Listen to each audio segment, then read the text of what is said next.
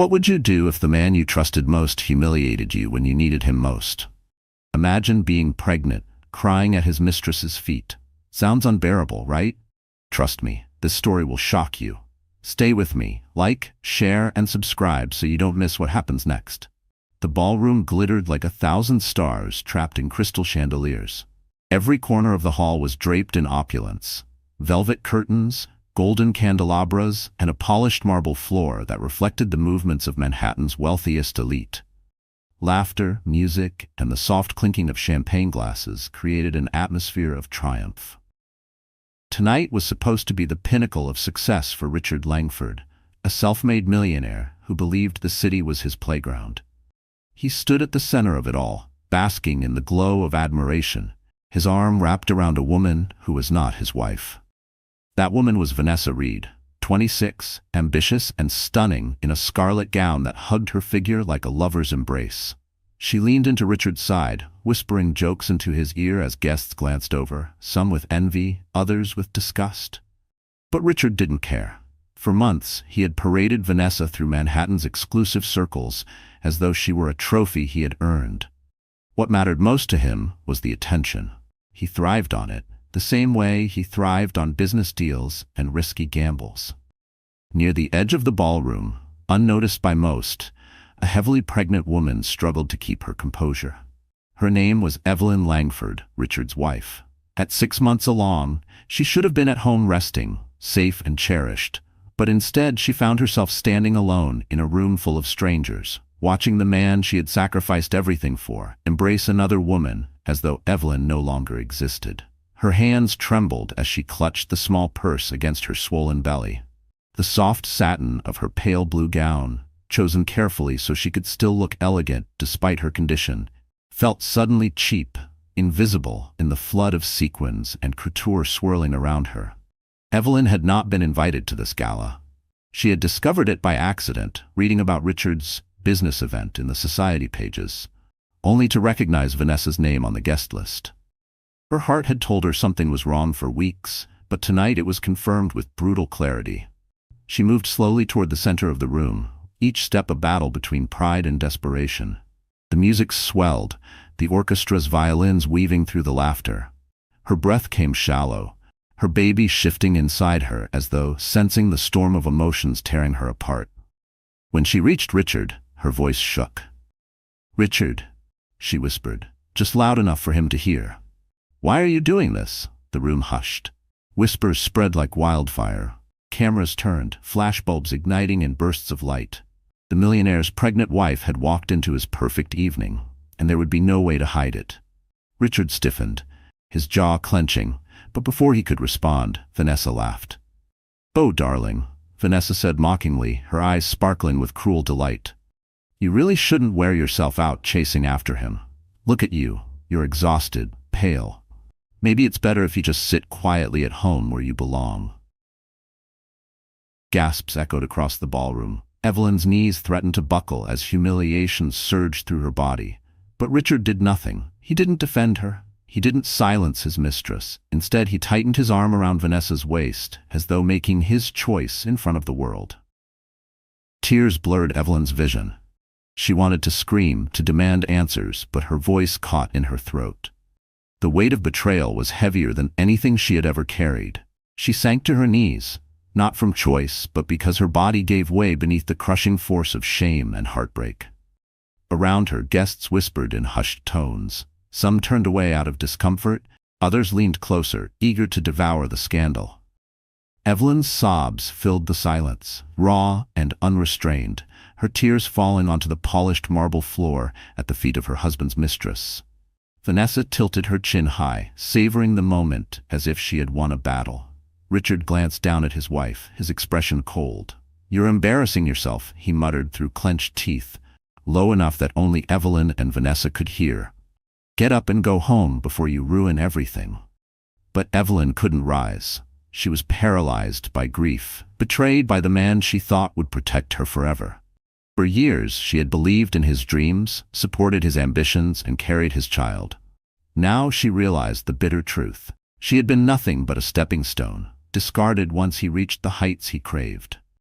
Suddenly, Cameras flashed again, brighter this time, as journalists who had been lingering near the entrance pushed forward to capture every detail.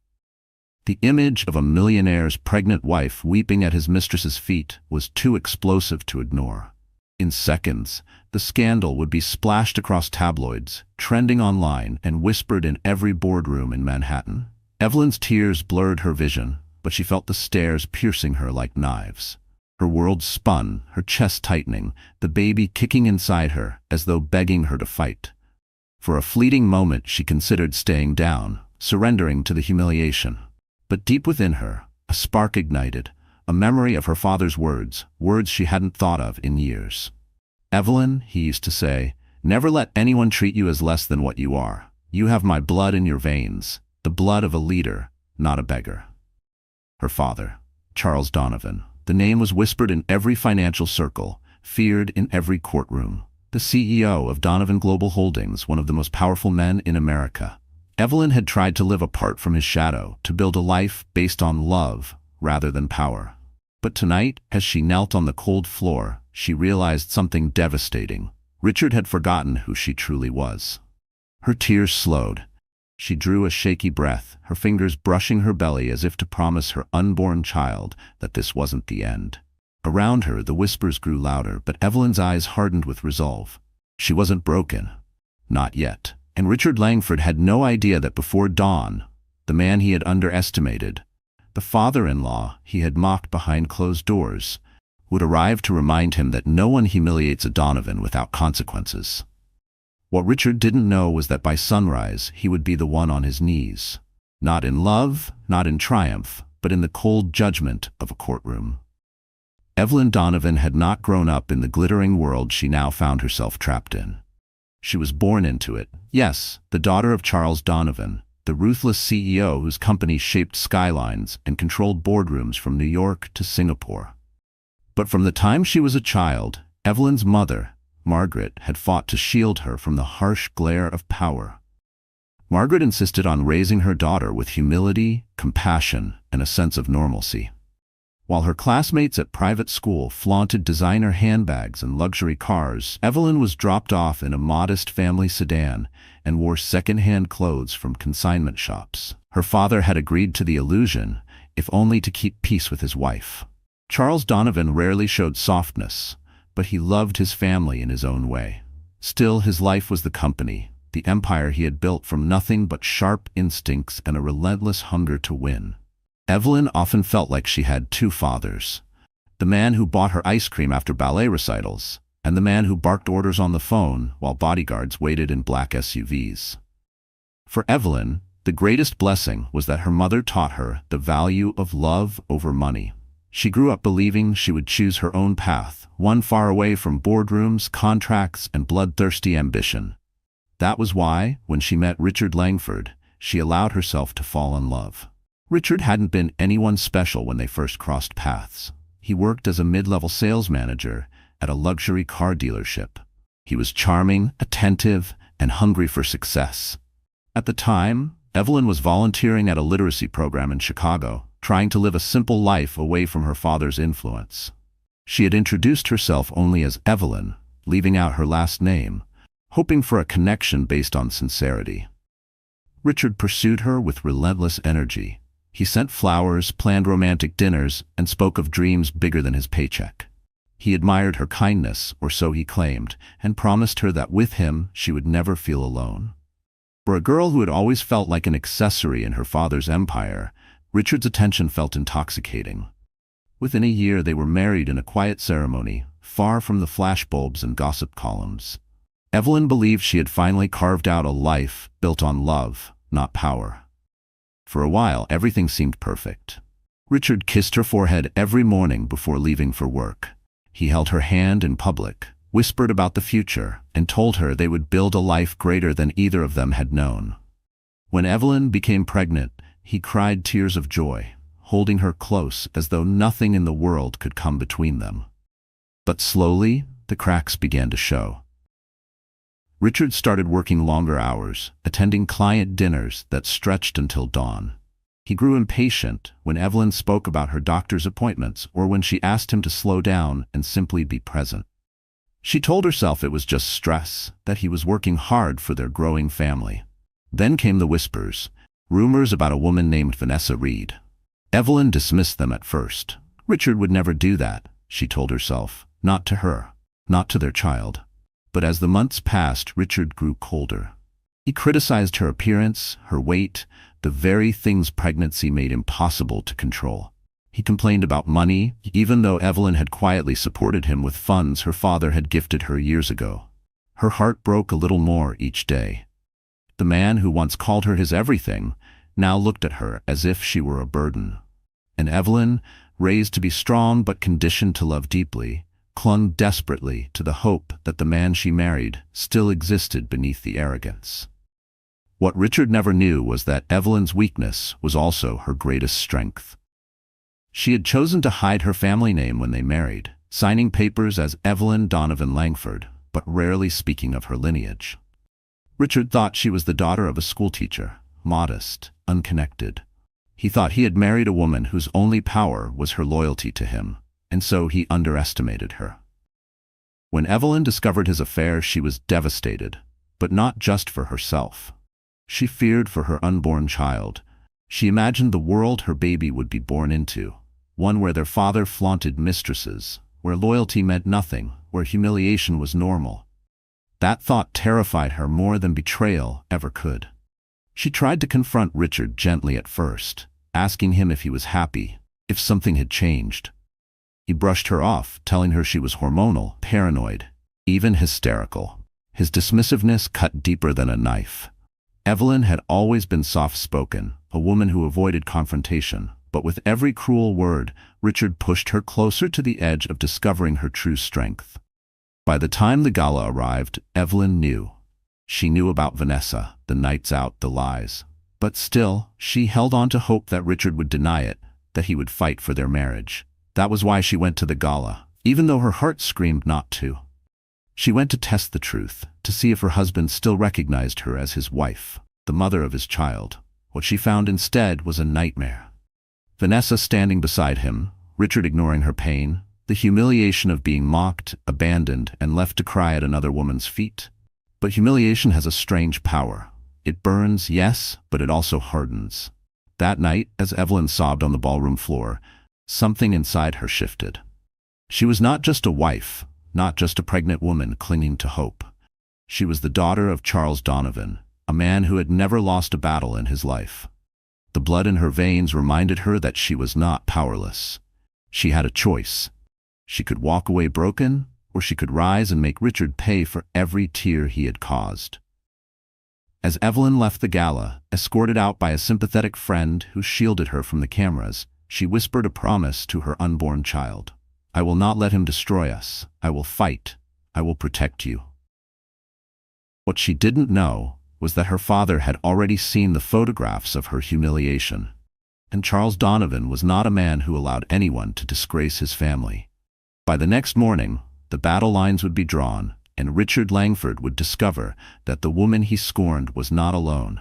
She was the heir to an empire, and her father was preparing to bring him to his knees. The gala at the Langford Towers Hotel was supposed to be a celebration of triumph. At least, that was how Richard Langford had framed it. He called it a charity fundraiser. But everyone in Manhattan knew it was really his chance to parade his success, flaunt his wealth, and cement his place among the city's elite. The ballroom pulsed with extravagance, walls draped in velvet, crystal chandeliers glowing like molten gold, and servers gliding between tables with trays of champagne and foie gras. Politicians, socialites, and businessmen filled the hall, all eager to be seen in Richard's orbit. For him, the night was perfect. For Evelyn, it was a crucible. The moment she stepped through the grand double doors, silence rippled through the crowd. Her entrance wasn't dramatic, no fanfare, no spotlight, but the sight of her swollen belly, the unmistakable curve of motherhood beneath her gown, struck harder than any staged announcement could. People whispered, some with pity, others with cruel amusement. "There she is," murmured one woman behind her sequined mask. "The wife. And pregnant too," another man chuckled under his breath. "How awkward." Evelyn ignored them, holding her head as high as she could. Every step across the marble floor felt like walking through quicksand, dragging her deeper into humiliation. She could see Richard near the stage, his arm looped confidently around Vanessa Reed's slim waist. The younger woman glittered in her crimson dress, her smile sharp as a blade. Richard saw Evelyn.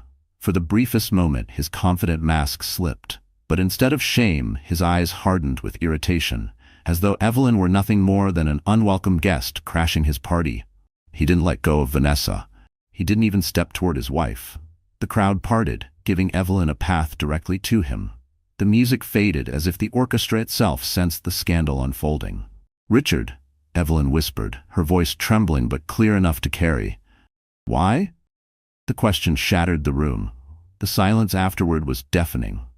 Vanessa tilted her head, her voice dripping with mockery. "Oh, sweetie, he doesn't owe you an explanation. Look at you. 6 months along and still clinging to a fantasy. He's moved on. You should too." Gasps swept across the ballroom. Evelyn's knees wobbled, her chest tight. Her hand instinctively went to her belly, as though shielding her baby from the cruelty aimed at her. She wanted Richard to defend her, to silence Vanessa, to show even the smallest shred of loyalty. But he said nothing. He only tightened his grip on Vanessa's waist. That was the moment Evelyn's body gave way. She sank, her tears splashing onto the marble floor. The image of her, pregnant, broken, weeping at another woman's feet, was captured by dozens of flashing cameras. Within hours, it would dominate headlines, hashtags, and gossip columns. The crowd erupted into whispers. Some shook their heads in sympathy. Others leaned forward, hungry for the spectacle. Evelyn's sobs echoed against the high ceilings, raw and agonizing. She felt stripped bare, betrayed not only by her husband but by the world that seemed to delight in her downfall. But humiliation has a strange way of revealing who truly stands with you. Not everyone in that room looked away. Evelyn caught sight of an older woman near the front table, a philanthropist she recognized from past events. The woman's eyes glistened with empathy, her hand pressed firmly over her heart. Evelyn realized then that not everyone thought she was weak. Some saw her pain and recognized her dignity. And yet, Richard leaned down and hissed, "Get up, Evelyn. You're embarrassing me. Go home." His words cut deeper than the whispers. She wanted to rise, to scream, but her body trembled too violently. Vanessa leaned closer, her voice low enough for only Evelyn to hear. "You'll never win, darling. He's mine now, and soon, so is everything else." Those words lodged in Evelyn's heart like poison. She clutched her purse tighter, her fingers brushing the ultrasound photo she always kept tucked inside. Her baby's tiny heartbeat, the one thing pure in her life, gave her strength to endure. She wiped her tears, forcing herself to breathe through the storm. The orchestra stumbled back into song, desperate to cover the scandal. Guests murmured excuses and turned away, though every eye still flickered toward the drama at the center of the ballroom. Evelyn, barely able to stand, pushed herself upright. Her pride, though battered, refused to let her remain on the floor. She whispered to herself, "Not here. Not like this." Richard smirked, mistaking her silence for surrender. He raised his glass of champagne high, as though to toast his own audacity. But Evelyn saw something else, a flicker of arrogance so blinding he didn't notice the trap forming around him. Because not far from the ballroom, another figure was already arriving. Black town cars lined up at the hotel entrance. Paparazzi outside turned their cameras from Evelyn's humiliation to the new arrival, a man whose name alone could silence Wall Street. Charles Donovan, CEO of Donovan Global Holdings, Evelyn's father, had just stepped out. He had seen the photographs streaming live across social media.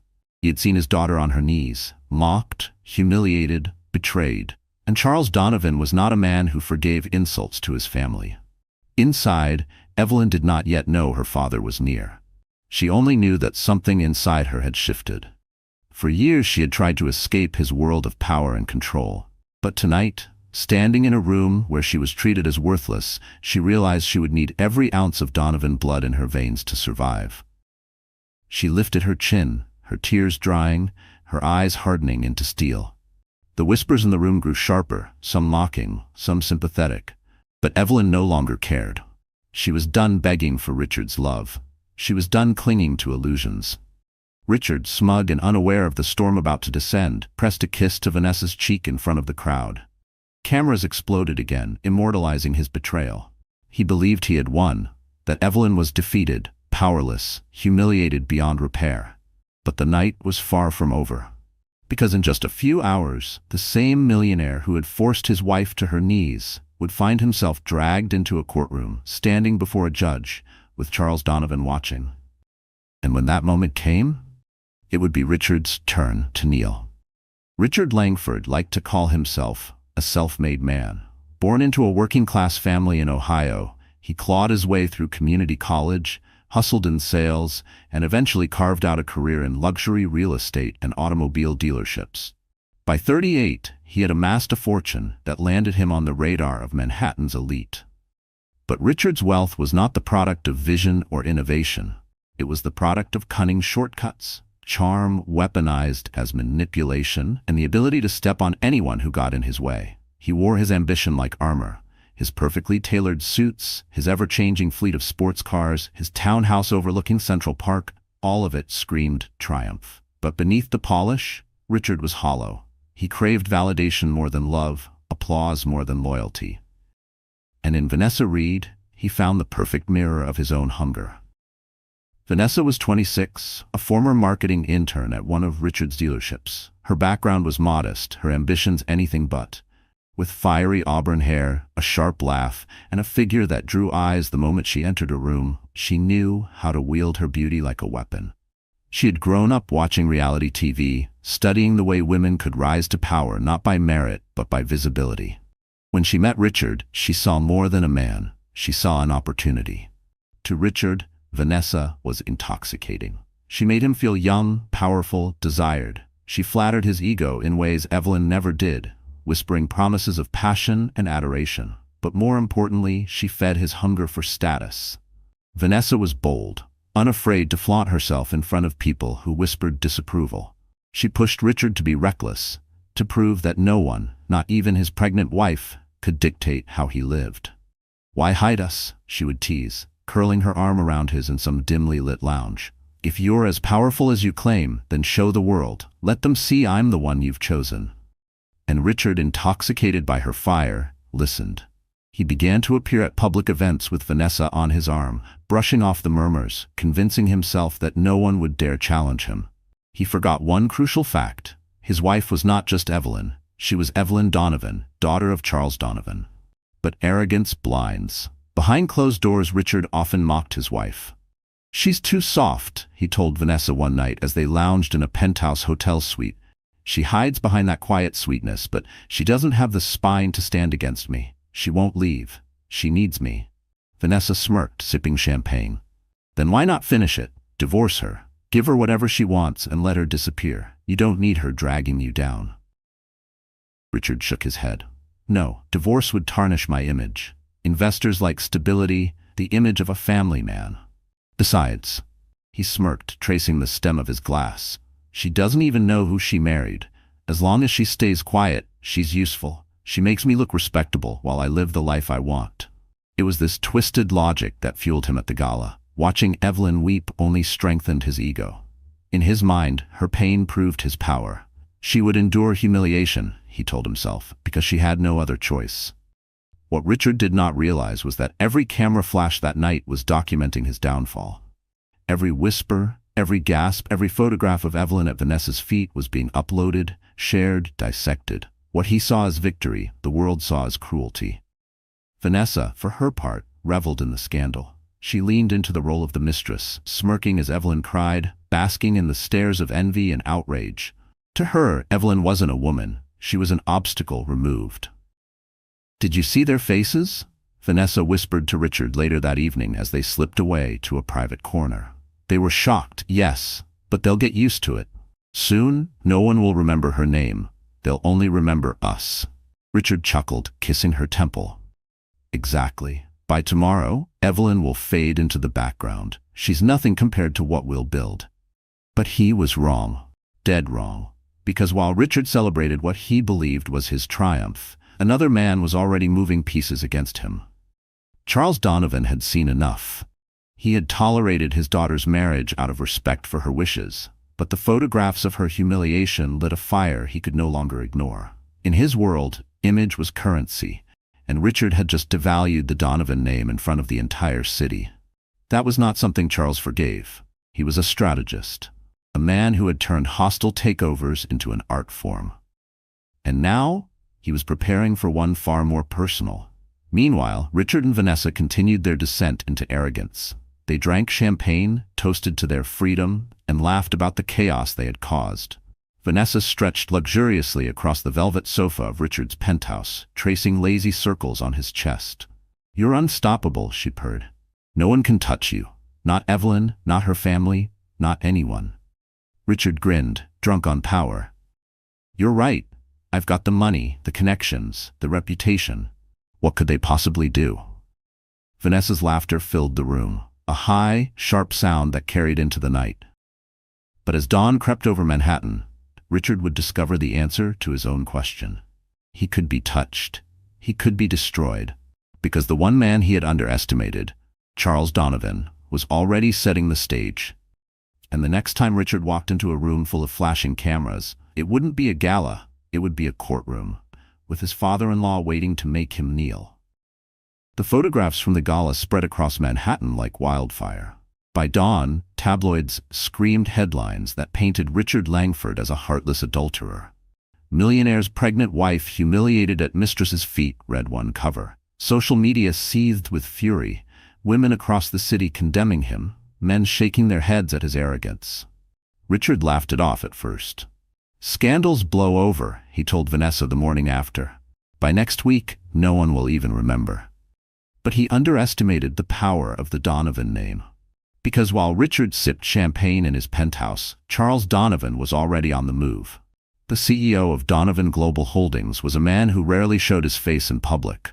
When he did, stock markets trembled. His reputation was one of absolute dominance. Mergers crushed competitors, court cases bent in his favor, and politicians tread carefully in his presence. When Charles saw the image of his daughter on her knees, tears streaming down her face as Richard clung proudly to his mistress, something inside him snapped. He was not a sentimental man, but Evelyn was his blood, his only child. He would not allow anyone to disgrace her so publicly. By noon, Richard received the first summons. The letter arrived by courier, sealed with the crest of Donovan Global's legal department. Richard smirked as he opened it, expecting a financial threat he could brush off. But the contents drained the color from his face. It was a lawsuit, filed personally by Charles Donovan. The charges: emotional distress, public humiliation, and breach of marital responsibility, backed by evidence gathered from photographs, videos, and testimonies from gala attendees. "This is ridiculous," Richard muttered, pacing the marble floor of his penthouse. Vanessa perched on the sofa, her red lips curling into a smirk. "He's bluffing. He just wants to scare you." But Richard wasn't so sure. Because at the bottom of the letter was a line that made his stomach twist. "See you in court tomorrow morning. Bring your pride. It will be the last time you stand taller than my daughter." The next day, the courthouse steps swarmed with reporters. Flashbulbs exploded, microphones thrust forward as the crowd waited for the showdown. On one side, Richard arrived with Vanessa, both dressed to project confidence. He wore a tailored navy suit, his chin lifted high. Vanessa clung to his arm in a sleek black dress, her smirk daring anyone to challenge them. But then the crowd erupted. Black SUVs rolled to a stop. Security in sharp suits stepped out first, forming a protective barrier. Then came Charles Donovan. He emerged in a dark overcoat, his silver hair gleaming under the morning sun, his presence commanding absolute silence. Behind him walked Evelyn. Her steps were slow but steady, her hand resting on her swollen belly. She wore a simple but elegant ivory dress, her face calm, her eyes resolved. She was no longer the broken woman on the ballroom floor. She was her father's daughter. The cameras went wild. "Mrs. Langford, how do you feel about today's trial?" "Mr. Donovan, do you intend to ruin Richard Langford?" "Evelyn, are you filing for divorce?" Evelyn said nothing. She didn't need to. Her silence, her posture, the quiet dignity in her gaze, all of it spoke louder than words. Inside the courtroom, the air was thick with tension. Reporters filled the benches, whispering furiously. At the front, Judge Margaret Collins adjusted her glasses, clearly aware of the spectacle about to unfold. Richard sat with his attorney, his jaw tight, his hand gripping Vanessa's beneath the table. Across the aisle, Charles sat with Evelyn, a fortress of power and resolve. The proceedings began with the judge summarizing the charges. Richard's attorney leapt to his feet, scoffing. "Your Honor, this case is nothing more than a publicity stunt orchestrated by Mr. Donovan. Marriage disputes do not belong in this courtroom. We move to dismiss." But Charles Donovan leaned forward, his voice calm yet razor-sharp. "This is not about gossip. This is about accountability. My daughter was humiliated in front of hundreds of witnesses, her health jeopardized, her dignity stripped, and Mr. Langford laughed while she cried." The judge's gaze hardened. "The evidence will be heard." And then came the photographs. Projected onto a large screen, the images filled the courtroom. Evelyn kneeling on the marble floor, tears streaming down her cheeks, while Richard clung proudly to Vanessa. The gasps from the audience were audible. Evelyn closed her eyes, her hand tightening on the ultrasound photo in her purse. She had lived through that moment once, and reliving it was agony. But she stayed strong. She owed it to herself, to her child, to every woman who had ever been told her pain was meaningless. Richard flushed crimson. He wanted to shout, to argue, but his attorney placed a hand on his arm, warning him to stay silent. Then Charles rose to speak. His voice carried through the room, steady and unyielding. "Mr. Langford claims to be a man of success, but a man who builds his empire on betrayal is nothing but a fraud. He has forgotten that a true legacy is measured not in wealth, but in how you treat those who trust you. Today, I demand not only justice for my daughter, but a reckoning for the arrogance that led him to believe he was untouchable." The courtroom buzzed with murmurs. Reporters scribbled furiously. Evelyn's heart pounded in her chest. For the first time since the gala, she felt hope. Her father was not just fighting for her, he was fighting beside her. Richard tried to compose himself, whispering furiously to his lawyer. Vanessa squeezed his hand, but her eyes flickered with unease. The confidence she had flaunted at the gala now faltered in the face of Charles Donovan's wrath. The judge leaned forward. "This court will hear all evidence, and if the charges hold, Mr. Langford, you may very well lose more than your pride." The weight of her words hung heavy in the air. For the first time, Richard felt the icy grip of fear. And as the judge called for recess, Richard glanced toward Evelyn, only to realize she was no longer the woman he thought he could break. She was rising, and soon it would be his turn to fall. The courtroom emptied for recess, but Evelyn remained frozen in her chair. The weight of dozens of eyes, the whispers, the flashes from cameras, it all pressed down on her until she could barely breathe. She had thought she was ready for this day, prepared to face Richard and Vanessa without breaking, but the photographs projected on the courtroom screen had ripped her open again. It was one thing to live humiliation once. It was another to see it magnified before strangers, dissected like evidence at a crime scene. Her hands trembled as she clutched her purse, the ultrasound photo inside pressing against her fingers like a reminder of why she had to endure this. Yet doubt seeped into her veins. Could she really survive this war? Could she fight Richard, fight the tabloids, fight the judgment of the world, all while carrying a child inside her? She whispered under her breath, "I'm so tired." Her father, Charles Donovan, leaned closer. His face, usually hard as stone, softened for just a moment. "You are not alone," he said quietly. "Remember that." But Evelyn wasn't sure, because when the cameras turned off and the journalists went home, it would be her lying awake at night, her heart pounding, her body aching. It would be her carrying the scars of this battle, not Charles. She excused herself, walking slowly to the restroom. The mirror reflected a pale, exhausted woman with dark circles under her eyes and shoulders weighed down by grief. She barely recognized herself. Where was the girl who had once believed in love? Where was the young woman who thought she could build a simple, happy life? A wave of nausea hit, stronger than morning sickness. She clutched the sink, breathing hard, her tears spilling onto the porcelain. Memories flooded her mind. Richard holding her hand at their wedding, whispering promises of forever. Richard laughing as he painted the nursery walls yellow, saying it was the color of sunshine. Richard placing his hand on her belly when they first heard the heartbeat. How could the man who once adored her now look at her as though she was worthless? She slid down the tiled wall, her gown pooling around her, sobs racking her body. Maybe he's right, she whispered. Maybe I am nothing without him. But then her baby kicked, a sharp, undeniable reminder of life within her. Evelyn placed both hands on her belly, closing her eyes. Her tears slowed.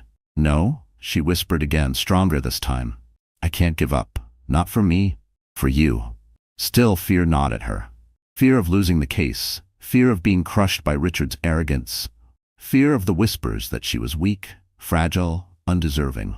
When she returned to the courtroom hallway, Vanessa was waiting. The mistress leaned casually against the wall, her arms folded, a wicked smile curling her lips. Rough morning, she asked sweetly. Evelyn froze. You know, you should really think about your stress levels, Vanessa continued, her tone dripping with venom.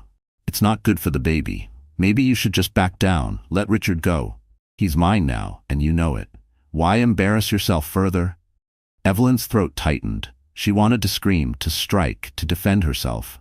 But all she could do was whisper, "You won't win." Vanessa laughed. Darling, I already have. The words clung to Evelyn like poison as she returned to her seat. She felt her resolve crumbling. She was losing the strength to fight. She wanted to run, to escape the pain, to disappear into anonymity where no one would know her name or her shame. When the judge re-entered and called the court back into session, Evelyn sat stiff, her hands clasped tightly together. Richard smirked across the aisle. Vanessa's hand looped through his arm, her smugness radiating. Evelyn's vision blurred again. Her father spoke with authority. Her lawyers presented evidence. But the sound was muffled, distant. All she could hear was the thundering of her own heart and the echo of Vanessa's cruel laugh. Hours dragged on. By the time the judge adjourned for the day, Evelyn's body felt broken. She allowed herself to be guided out of the courtroom by her father's security team. But inside, she was unraveling. That night, back at her apartment, she sat in the nursery that Richard had once painted. The walls still glowed faintly yellow, though the paintbrush strokes were uneven, careless, much like his love. She sat in the rocking chair, her hands resting on her belly, the silence deafening. Maybe they're right, she whispered to her unborn child. Maybe I can't do this. Maybe I don't have the strength. Her phone buzzed on the table beside her. A message from an unknown number. She hesitated, then opened it. It read, "Do not break. Tomorrow everything changes, trust me." Her breath caught. She didn't know who it was from. Was it her father's team? Was it someone inside the courtroom? Her fear wrestled with a flicker of hope. Could it be true? Could everything change tomorrow? Evelyn leaned back in the chair, closing her eyes. She had reached the lowest point, her spirit nearly broken, but deep inside, a small flame still flickered. Perhaps tomorrow would fan it into fire. Because when morning came, Evelyn would discover a secret that would not only shift the trial, but give her the power to rise, and finally bring Richard to his knees. The morning after Evelyn nearly broke in the nursery, Manhattan awoke to a new storm. Headlines screamed updates from the courtroom. Talk shows debated her humiliation, and paparazzi camped outside her building. She sat in silence, sipping tea she barely tasted, her mind replaying the message she had received the night before. Do not break. Tomorrow, everything changes. Trust me. At 9 o'clock sharp, Charles Donovan arrived at her apartment. He rarely came without an entourage, but today he entered alone, his sharp eyes scanning his daughter carefully. You didn't sleep, he observed. No, Evelyn admitted. Charles placed a folder on the table between them. His tone softened, but his words carried weight. You've been fighting with your heart, Evelyn. But Richard doesn't understand hearts. He understands power. It's time you remind him who you are. Evelyn hesitated. Dad, I don't want to be you. I don't want to fight with intimidation and money. That's not who I am. Charles studied her for a long moment, then tapped the folder. This isn't about becoming me. It's about protecting yourself, protecting your child. Open it. Her fingers shook as she lifted the cover. Inside were documents, financial records, property transfers, and contracts. But one sheet froze her breath. A hidden prenuptial agreement signed years ago. Her eyes widened. This can't be. I thought we never. Charles nodded. You signed it quietly at your mother's insistence. She wanted you protected, even if you didn't realize it. And Richard? He signed too. He thought it was just another paper among dozens on your wedding day. But it's valid. And it changes everything. Evelyn's heart pounded. The agreement was clear. In the event of infidelity or public humiliation, Richard forfeited not only financial claims, but any stake in the Donovan family's network of investments. He wouldn't just lose Evelyn. He'd lose everything he had built on her name. Tears filled her eyes, but this time they weren't from despair. They were from relief, from the realization that for once, the power was hers. Charles's voice was steady. You have a choice. We can use this quietly, settle behind closed doors. Or you can stand in that courtroom, look him in the eye, and remind him that you are not the weak woman he thinks you are. Evelyn closed the folder, her resolve hardening. No more hiding. He humiliated me in public. I will answer him in public. That day, when she stepped out of the black SUV at the courthouse, the crowd gasped. Evelyn was transformed. Gone was the pale, trembling woman in soft colors. She wore a sharp navy dress that hugged her frame with elegance. Her hair swept back, her eyes lined with determination. At her side, her father walked like a general leading his heir. Reporters shouted questions. Mrs. Langford, are you prepared to end your marriage? Evelyn, are the rumors about a prenup true? Do you plan to take Richard's fortune? Evelyn paused at the steps, her hand resting on her belly, and for the first time she spoke clearly into the microphones. This isn't about money. This is about dignity. No woman should ever be made to kneel for the sake of a man's pride. Today, I stand for myself and for my child. The crowd erupted in applause, a roar that followed her into the courtroom. Inside, Richard's confidence faltered. He hadn't expected her transformation. He sneered at Vanessa, whispering, "It's just a show. She can't touch me." But when Evelyn's lawyer produced the prenuptial agreement, Richard's smugness cracked. His face drained of color, his mouth opening in disbelief. "That's impossible," he muttered. "I destroyed it. The judge's gavel struck. Order in the court. The document was passed to the bench. Judge Collins scanned it, her expression unreadable. Then she looked up. "This agreement is valid and binding. Mr. Langford, you knowingly violated its terms. The consequences are clear." Gasps filled the room. Vanessa's grip on Richard's arm tightened, her smirk gone. Reporters scribbled furiously. Richard shot to his feet. "This is a trick. She's lying. I burned it. There was only one copy." Charles Donovan rose slowly, his voice calm but laced with steel. "You thought you destroyed it, Richard, but you never understood that in my family we don't play games we cannot win. Evelyn was protected long before you knew her name." Evelyn stood then, her voice steady. "You humiliated me, Richard. You mocked me, abandoned me, made me believe I was nothing. But I am not nothing. I am a Donovan, and today I reclaim my dignity." The room erupted. Reporters shouted, cameras flashed, and Richard's attorney buried his face in his hands. For the first time, Richard realized he was cornered. Not by Evelyn's tears, but by her strength. Not by his mistress's promises, but by the contract he had underestimated. The judge leaned forward. "Mr. Langford, you will abide by the terms of this agreement. You have no claim to your wife's fortune, no leverage over her or her child. What remains to be decided is the degree of damages owed for your actions." Richard collapsed back into his seat, his confidence shattered. Vanessa turned her face away, unwilling to be photographed with a man suddenly stripped of his power. Evelyn felt her baby kick, as if cheering from within. For the first time in months, she smiled. Not a smile of victory, but of freedom. But the battle was not yet finished. Because while Richard had been cornered legally, Charles Donovan had one more demand, and it would force Richard to kneel before the world, not just in court, but in shame. The courtroom was silent. The air seemed heavy with the weight of revelation. Richard Langford sat pale and shaken, Vanessa stiff beside him, her carefully constructed poise dissolving into fear. Across the aisle, Evelyn Donovan sat taller than she ever had, her hands steady on her belly, her father's silent strength radiating at her side. But Charles Donovan wasn't finished. He had promised himself that Richard would not simply lose money or reputation. He would lose the very thing he had tried to steal from Evelyn, her dignity. When the judge confirmed the validity of the prenuptial agreement, Charles rose slowly, his voice filling the chamber. "Your Honor, while the law has spoken on Richard Langford's financial forfeiture, there remains the matter of public accountability. He humiliated my daughter before hundreds of witnesses. He mocked her pregnancy, treated her tears as entertainment, and paraded his mistress as if vows meant nothing. If he believes his arrogance will end here, he is wrong. This family demands a formal apology, not whispered behind closed doors, but spoken in this courtroom, before the world. The crowd gasped. Reporters scribbled furiously. Richard's attorney leapt to his feet. Your Honor, this is outrageous. Public humiliation is not a legal sentence. Judge Collins raised a hand. Sit down, counselor. While I cannot mandate humiliation, I can strongly recommend Mr. Langford offer restitution in the form of an apology as a demonstration of remorse. If he refuses, I will take his unwillingness into account during sentencing. All eyes turned to Richard. Sweat beaded at his forehead. His jaw clenched. He had built his entire life on pride, on appearing untouchable.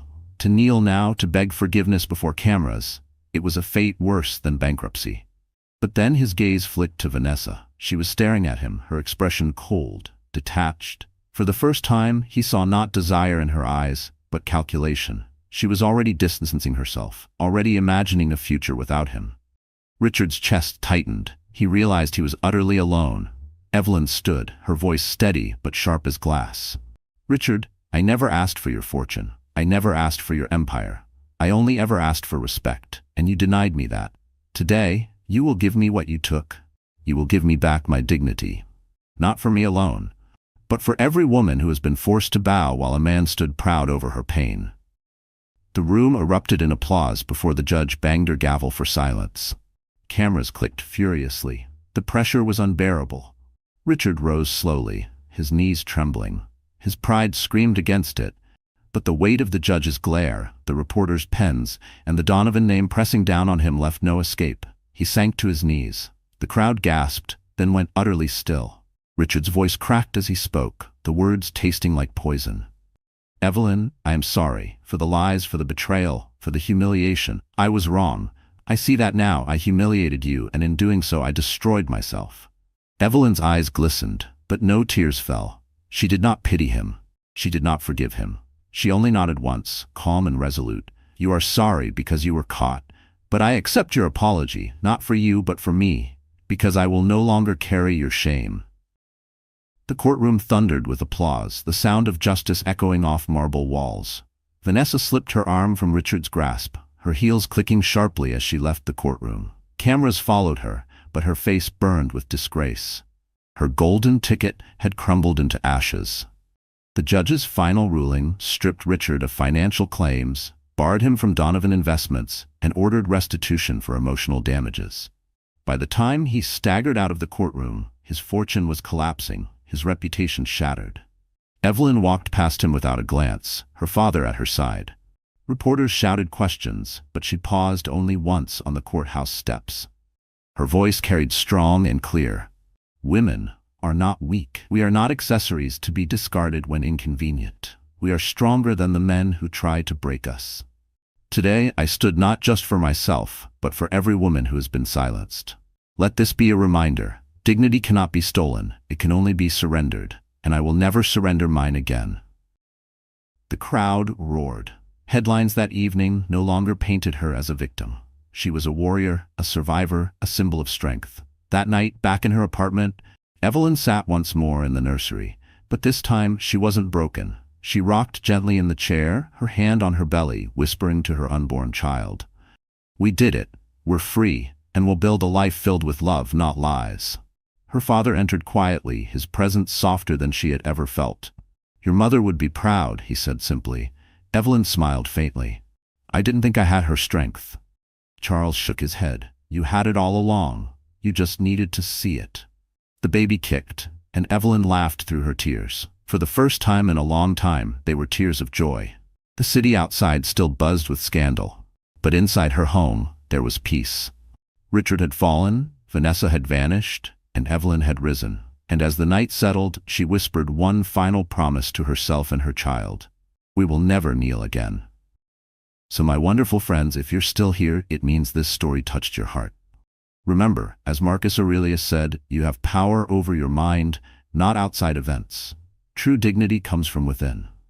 If this moved you, please like, share, and subscribe. Let's keep growing stronger together. Millionaire CEO offered her $100 million to leave. She chose what money can't buy. $100 million. Adrian's voice was ice cold as he slid the thick envelope across their marble dining table. His wife stared at the contract with trembling hands. Enough to start over, Layla. Enough to disappear. You really believe everyone has a price, she whispered, her heart shattering not from the money, but from what it represented, the complete death of the man she thought she knew. Everyone does. The silence stretched between them like a chasm. Here was a woman who had loved him when he was nobody special, now being offered more money than most people see in 10 lifetimes just to vanish from his world forever. Welcome back to Mr. Ashbourne Golden Narratives, where love stories teach us life's most powerful lessons. To my incredible subscribers, thank you for making this channel a place where real emotions and deep truths matter. And if you're new here, you're about to discover why people choose us for stories that touch the soul. Now, let's get back to the story. Adrian Hale learned the price of love when he was 7 years old, standing in the doorway of his mother's marble bathroom, watching her clutch old photographs with trembling hands. The images scattered on the marble countertop told a story she'd spent decades trying to erase. A rundown apartment with peeling wallpaper, a young woman in discount store clothes standing beside a rusted car, a life of struggle and shame she'd clawed her way out of through sheer determination and strategic marriage. Never again, Vivian whispered, tears streaming down her face as she stared at her former self. I'll never be that pathetic girl again. Never. She didn't know her son was there, witnessing her raw terror of returning to a world that had shown her nothing but cruelty for the crime of being poor. The photographs represented everything she'd fought to escape. The humiliation, the powerlessness, the way people looked through you when you had nothing to offer. When she noticed him watching, her mask snapped into place with frightening speed. The tears vanished. The vulnerability disappeared. The photographs were hastily shoved into a drawer. What remained was cold, perfect composure. Weakness is private shame, not public spectacle, she said, her voice sharp as winter air. Remember that, Adrian. The world will destroy you if they see where you came from. Never let them see you need anything. Those words would echo in his mind for decades. Poverty meant vulnerability. Need meant weakness. And weakness meant the kind of destruction his mother had spent her life running from. The lesson grew darker when Adrian turned 12. He watched from the back seat of their Mercedes as his father destroyed the Riverside Community Center, a place that had served families for 3 generations. The demolition crews worked with surgical precision, tearing down more than just walls. They were erasing dreams. Mrs. Chin, an elderly woman who had run the after-school program for 20 years, stood on the sidewalk weeping as her life's work crumbled to dust. Children who had found safety and hope in those rooms now had nowhere to go. Sentiment destroys empires, Richard explained to his son, watching the woman's tears with clinical detachment. Mrs. Chun let emotion cloud her judgment. She refused my generous offer to buy the building, so I had to find other ways. Adrian learned later about the strategic tax increases, the sudden code violations, the carefully orchestrated pressure that forced Mrs. Chen from her own home. Within months, luxury condos rose where community dreams once lived. Power isn't about being cruel, Richard continued, straightening his tie as Mrs. Chen was led away by family members. It's about understanding that everyone and everything has a price. Find that price and you control the outcome. Never let yourself be the one who can't afford to pay. The boy watched his father's emotionless face and wondered if this was what strength looked like. If this was what it meant to be a man who never lost, never needed, never found himself powerless like the people they displaced. But the lesson that truly shaped Adrian's soul came 4 years later, when he fell for Sophia Martinez. Sophia was brilliant, the kind of intelligence that lit up entire rooms. She was the daughter of their housekeeper, Maria, and she planned to become a doctor. For 6 magical months, they met in secret in the garden house behind the Hale mansion. Sophia made Adrian believe he could be more than his inheritance, more than the cold machine his parents were crafting. You have kind eyes, she told him one afternoon as they studied together. Don't let them take that away from you. She challenged him to think beyond profit margins and power plays. She talked about healing people, about making the world better, about love being the force that transforms everything. When she looked at him, Adrian felt like he was becoming the man he was meant to be. Then Richard discovered their relationship. His father didn't rage or threaten. Instead, he simply placed a thick folder on Adrian's desk one morning, his expression unreadable. The girl's family financial records, Richard said casually as if discussing the weather.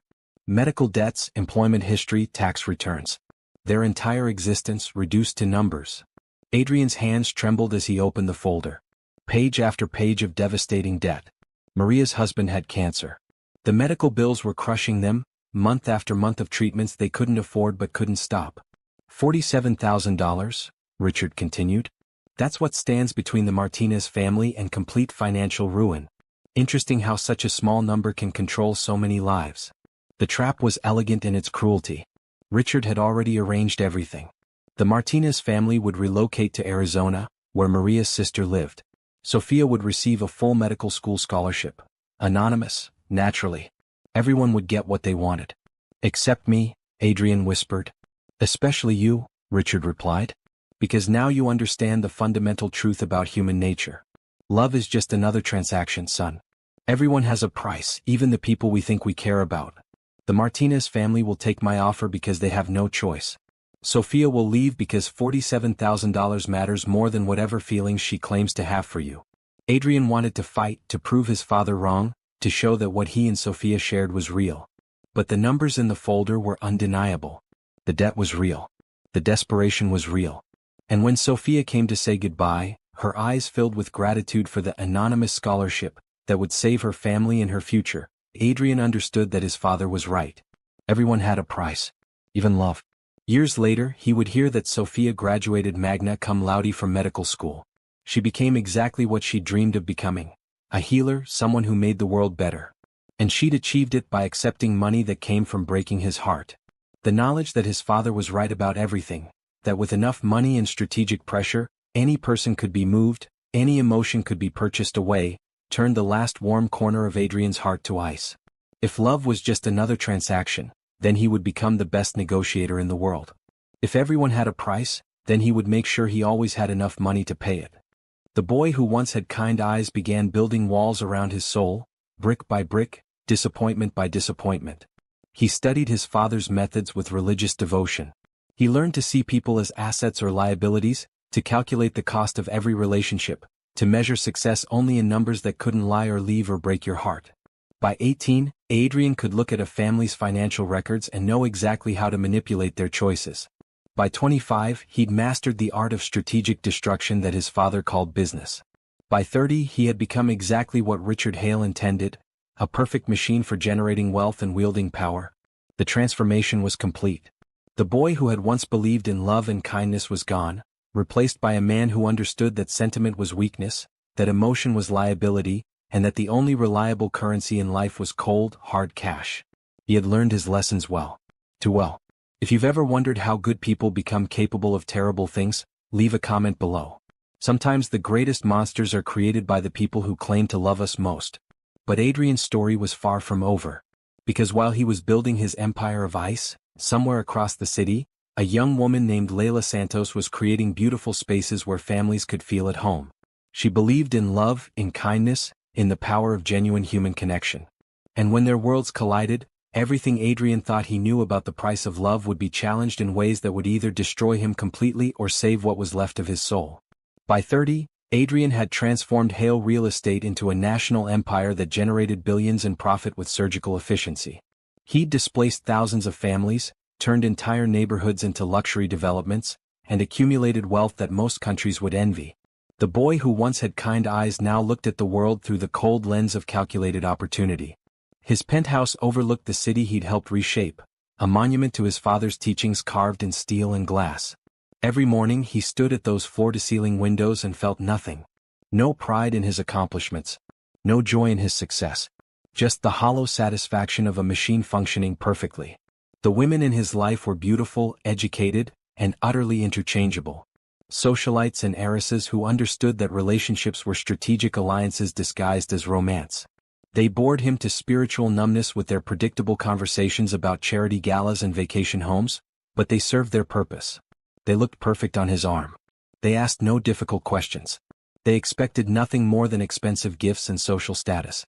"You need to marry," Vivian announced during one of their monthly dinners, sliding photographs across the white linen tablecloth like a real estate agent presenting properties. "The Morrison girl has excellent breeding and her father's shipping connections would be valuable. The Ashford daughter is lovely, though her trust fund is smaller. Strategic alliances, darling. Sentiment is what destroys empires." Adrian studied the photographs with professional detachment. Beautiful faces. Impressive pedigrees. Substantial dowries. everything his world valued, and nothing that stirred even the faintest flicker of genuine interest. Late at night in his empty penthouse, surrounded by priceless art and custom furniture, Adrian sometimes wondered what it would feel like to be seen as more than a wealth generation machine, to be wanted for something beyond his bank account and social connections. But such thoughts were dangerous weakness, quickly suppressed with another glass of wine and another review of quarterly projections. He'd successfully killed every part of himself that could feel love or hope. The transformation was complete. Then he met Leila Santos at the Grandview Design Expo. Adrian had only attended because the Developers Association expected his presence at such events. Another obligation to fulfill, another networking opportunity to endure. He moved through the crowded convention hall with practiced efficiency, shaking hands and making small talk while calculating which conversations might prove profitable. That's when he saw her. Leila was setting up a display in the corner booth, her dark hair pulled back as she focused intently on arranging her portfolio. While every other person in the room had immediately recognized him and begun the familiar dance of flattery and calculation, she simply continued working. There was something magnetic about her concentration, the way she handled each design board with reverence, as if she were arranging precious artifacts.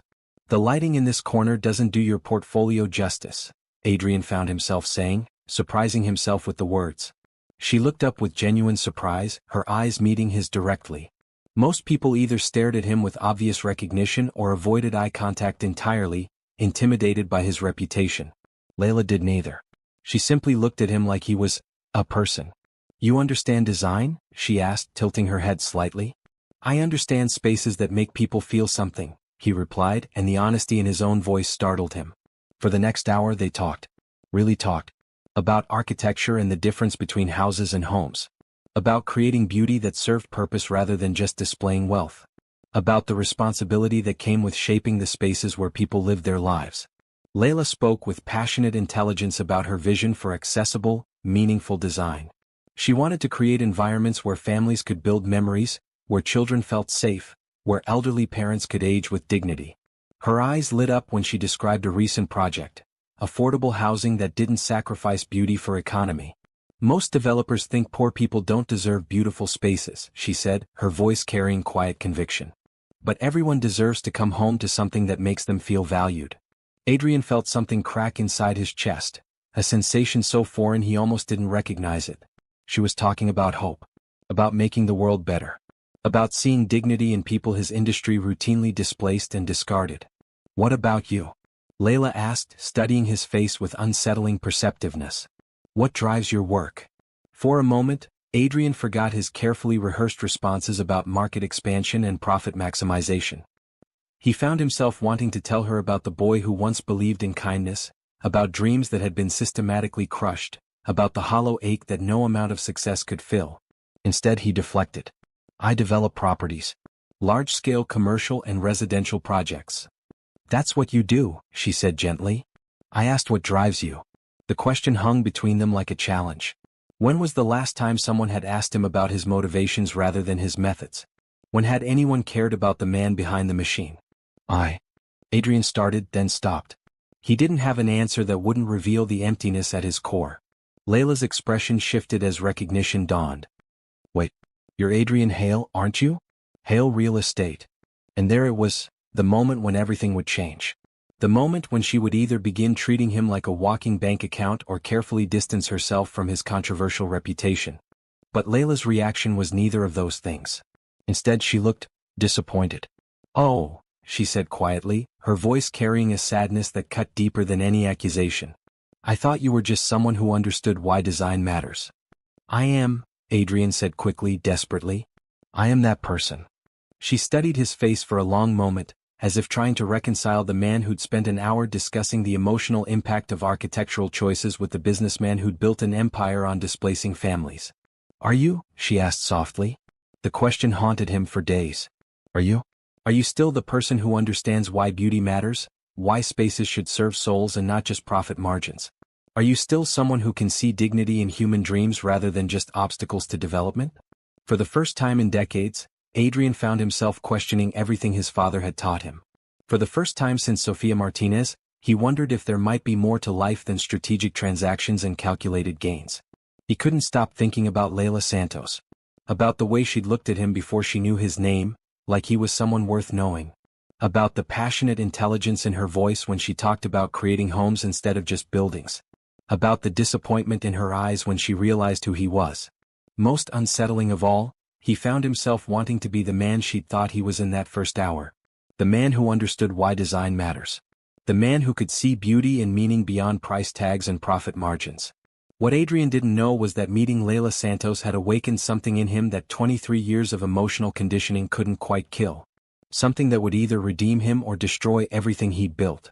The perfect machine was about to discover that some forces are stronger than conditioning.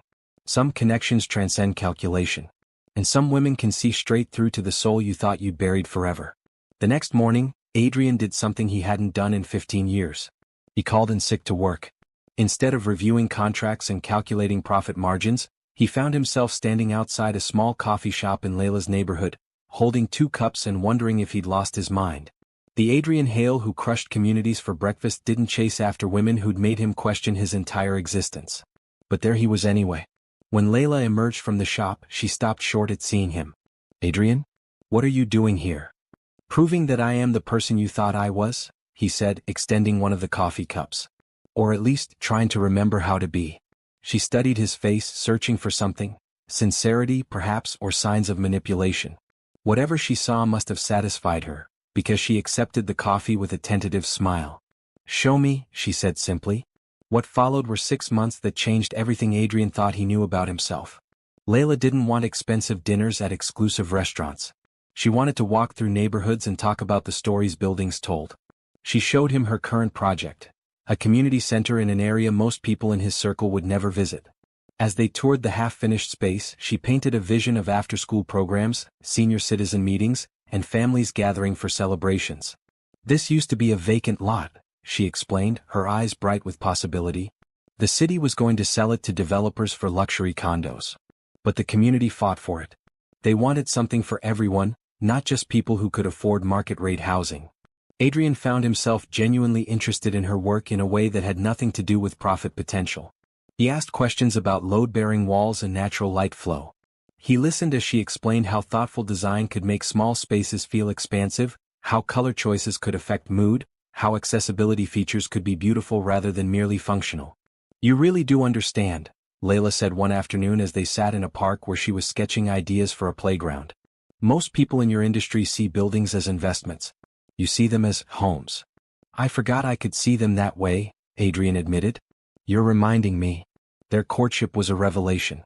Leila challenged him intellectually in ways no one had dared since Sophia. She called him on his cynicism when it surfaced, not with judgment but with gentle questions that made him examine his assumptions. "Why do you assume people will disappoint you?" she asked one evening as they walked along the river. "Because they always do," he replied automatically. "Always? Or have you just surrounded yourself with people who confirm what you already believe?" The question haunted him because it was true. His world was populated with individuals who treated relationships as transactions, who measured worth in dollars and connections. Of course they disappointed him. He'd specifically chosen people incapable of anything deeper. Leila was different. She genuinely cared about her work's impact on real families. She remembered details about his childhood that he'd mentioned in passing. She laughed at his attempts at humor and gently corrected his more ruthless observations about human nature. "Not everyone has a price," she said one night as they lay in bed, her head on his chest. "Some things can't be bought." "Like what?" Adrian asked, genuinely curious. "Like this," she said, placing her hand over his heart. "Like the way you looked at that little girl today when she showed you her drawing. Like the fact that you spent 3 hours helping Mrs. Rodriguez fix her front steps even though you had that important meeting." Adrian had canceled the meeting without a second thought, too absorbed in the satisfaction of creating something useful with his hands. When was the last time he built something instead of tearing it down? "You're remembering who you are underneath all that armor," Leila continued. "The boy who had kind eyes. He's still there." For 6 months, Adrian lived in a world he'd forgotten could exist. A world where Sunday mornings meant farmers' market visits instead of strategy sessions. Where conversations explored ideas rather than just extracting advantage. Where he could fall asleep next to someone who loved him for reasons that had nothing to do with his bank account. He proposed on the anniversary of their first meeting, in the same corner of the convention center where she'd first looked at him like he was worth knowing. "I don't know if I deserve you," he said as he knelt with his grandmother's ring, not the flashy diamond his mother had recommended, but the simple band his grandfather had placed on his grandmother's finger 60 years ago. But I know I want to spend the rest of my life trying to become the man you see in me. You already are that man, Layla whispered, tears streaming down her face. You just forgot for a while. Their wedding was small and intimate, held in the garden of the community center she'd helped design. Instead of 500 society guests networking over champagne, they celebrated with neighbors, colleagues, and friends who measured wealth and kindness rather than assets. Adrian's parents attended with barely concealed disapproval, making cutting remarks about the charming simplicity of the venue and the interesting guest list. But for once, Adrian didn't care about their opinion. He was too busy watching his new wife dance with elderly Mrs. Rodriguez, too absorbed in conversations with people whose dreams extended beyond profit margins. Look at you, Layla said as they swayed together during their first dance. You're glowing. I don't think I've ever seen you this happy. I don't think I've ever been this happy, Adrian replied and meant it. For a brief, shining period, Adrian thought he'd escaped his father's legacy. He thought love really could conquer the conditioning that had shaped him. He thought he'd finally found something worth more than all the money in the world. He was wrong. Because while Adrian was learning to be human again, his empire was watching. His family was calculating. His board was growing concerned about his changing priorities and distracted leadership style. The machine had learned to feel again. But machines, no matter how much they evolve, are still vulnerable to the systems that created them. And the Hale Empire was about to remind Adrian exactly who he really was. If you've ever had a relationship that made you believe you could be better than you are, leave a heart in the comments. But also ask yourself, when tested, do we become our best selves or revert to who we've always been? Love had won its first battle. But the war for Adrian's soul was just beginning. The pressure began before their honeymoon luggage was unpacked. This infatuation has gone on long enough, Richard announced during their first family dinner as a married couple. He didn't acknowledge Layla directly, instead speaking about her as if she weren't sitting 3 feet away. A temporary fascination with poverty can be educational, Adrian, but building a life around it is simply irresponsible. Vivian's approach was more surgically precise. She smiled warmly at Layla while delivering calculated cuts with the precision of a master assassin. Your dress is lovely, dear, she said, examining Layla's simple but elegant outfit. So refreshingly accessible. I'm sure other women appreciate that you don't try too hard to fit in with society expectations. Layla maintained her grace, but Adrian watched the subtle flinch around her eyes. His mother's words were designed to make his wife feel inadequate while sounding like compliments to anyone listening. Layla's work is being featured in Architectural Digest next month, Adrian said firmly, taking his wife's hand. Her community center project is being recognized as innovative, affordable design. How nice, Vivian replied with the same tone she might use to praise a child's finger painting. It's wonderful when people find meaningful hobbies. The board meetings grew more pointed. Members who had previously praised Adrian's aggressive expansion strategies now questioned his shifting priorities and distracted leadership style. The Morrison deal fell through because you were unavailable for 3 crucial days, board member Harrison Phillips said during a particularly tense session. Your assistant said you were helping with some community project? I was supporting my wife's work, Adrian replied, but he felt the familiar weight of judgment settling around him like a straitjacket. Supporting your wife is admirable, Phillips continued. But your first responsibility is to this company and our shareholders. Perhaps it's time to consider where your domestic situation fits within your professional obligations. The criticism was relentless and came from every direction. Society columnists wrote subtle pieces about unconventional matches and the challenges of crossing social boundaries. Business associates made jokes about Adrian being domesticated and pussy-whipped. Country club conversations grew quiet when he approached, resuming in whispers after he passed. At first, Adrian defended Layla fiercely. He confronted the board members who questioned his priorities. He cut ties with friends who made snide remarks about his wife's background. He held Layla closer when his mother's cruelty made her cry. But the empire was patient. It understood that constant pressure could erode even the strongest resolve.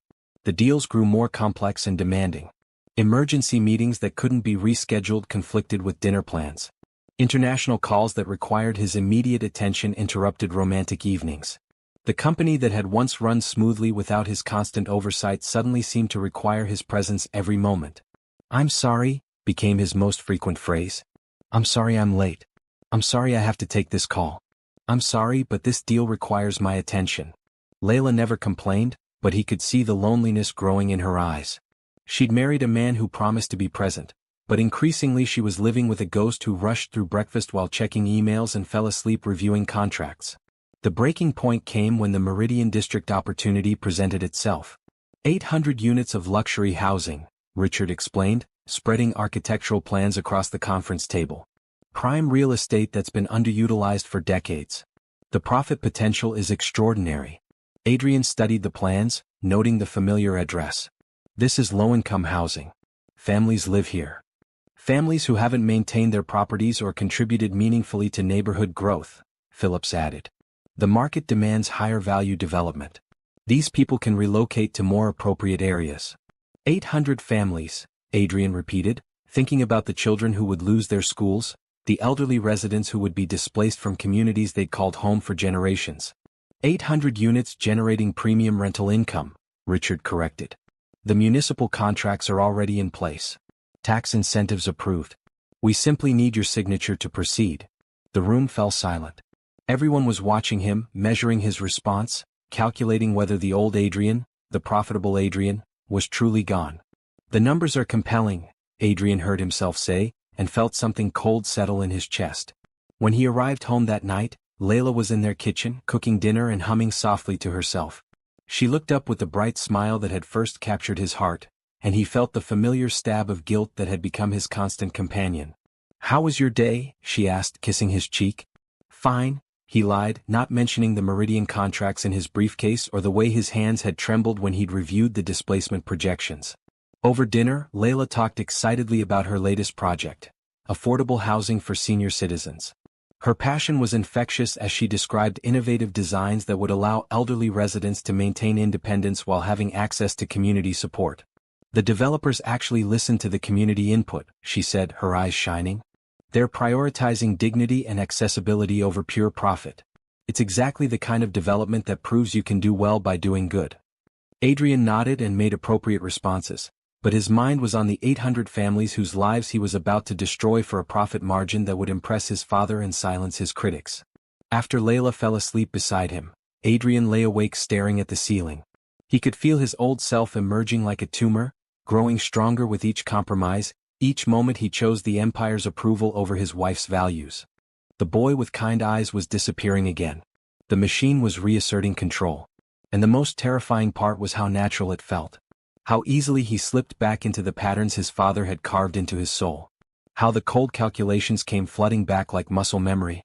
When Layla discovered the Meridian District contracts a week later, hidden in his study among other papers, her confrontation was explosive. "These are families, Adrian," she cried, holding the displacement schedules with shaking hands. "Children who go to school here. Elderly people who've lived in this neighborhood for 40 years. How can you destroy their homes for profit?"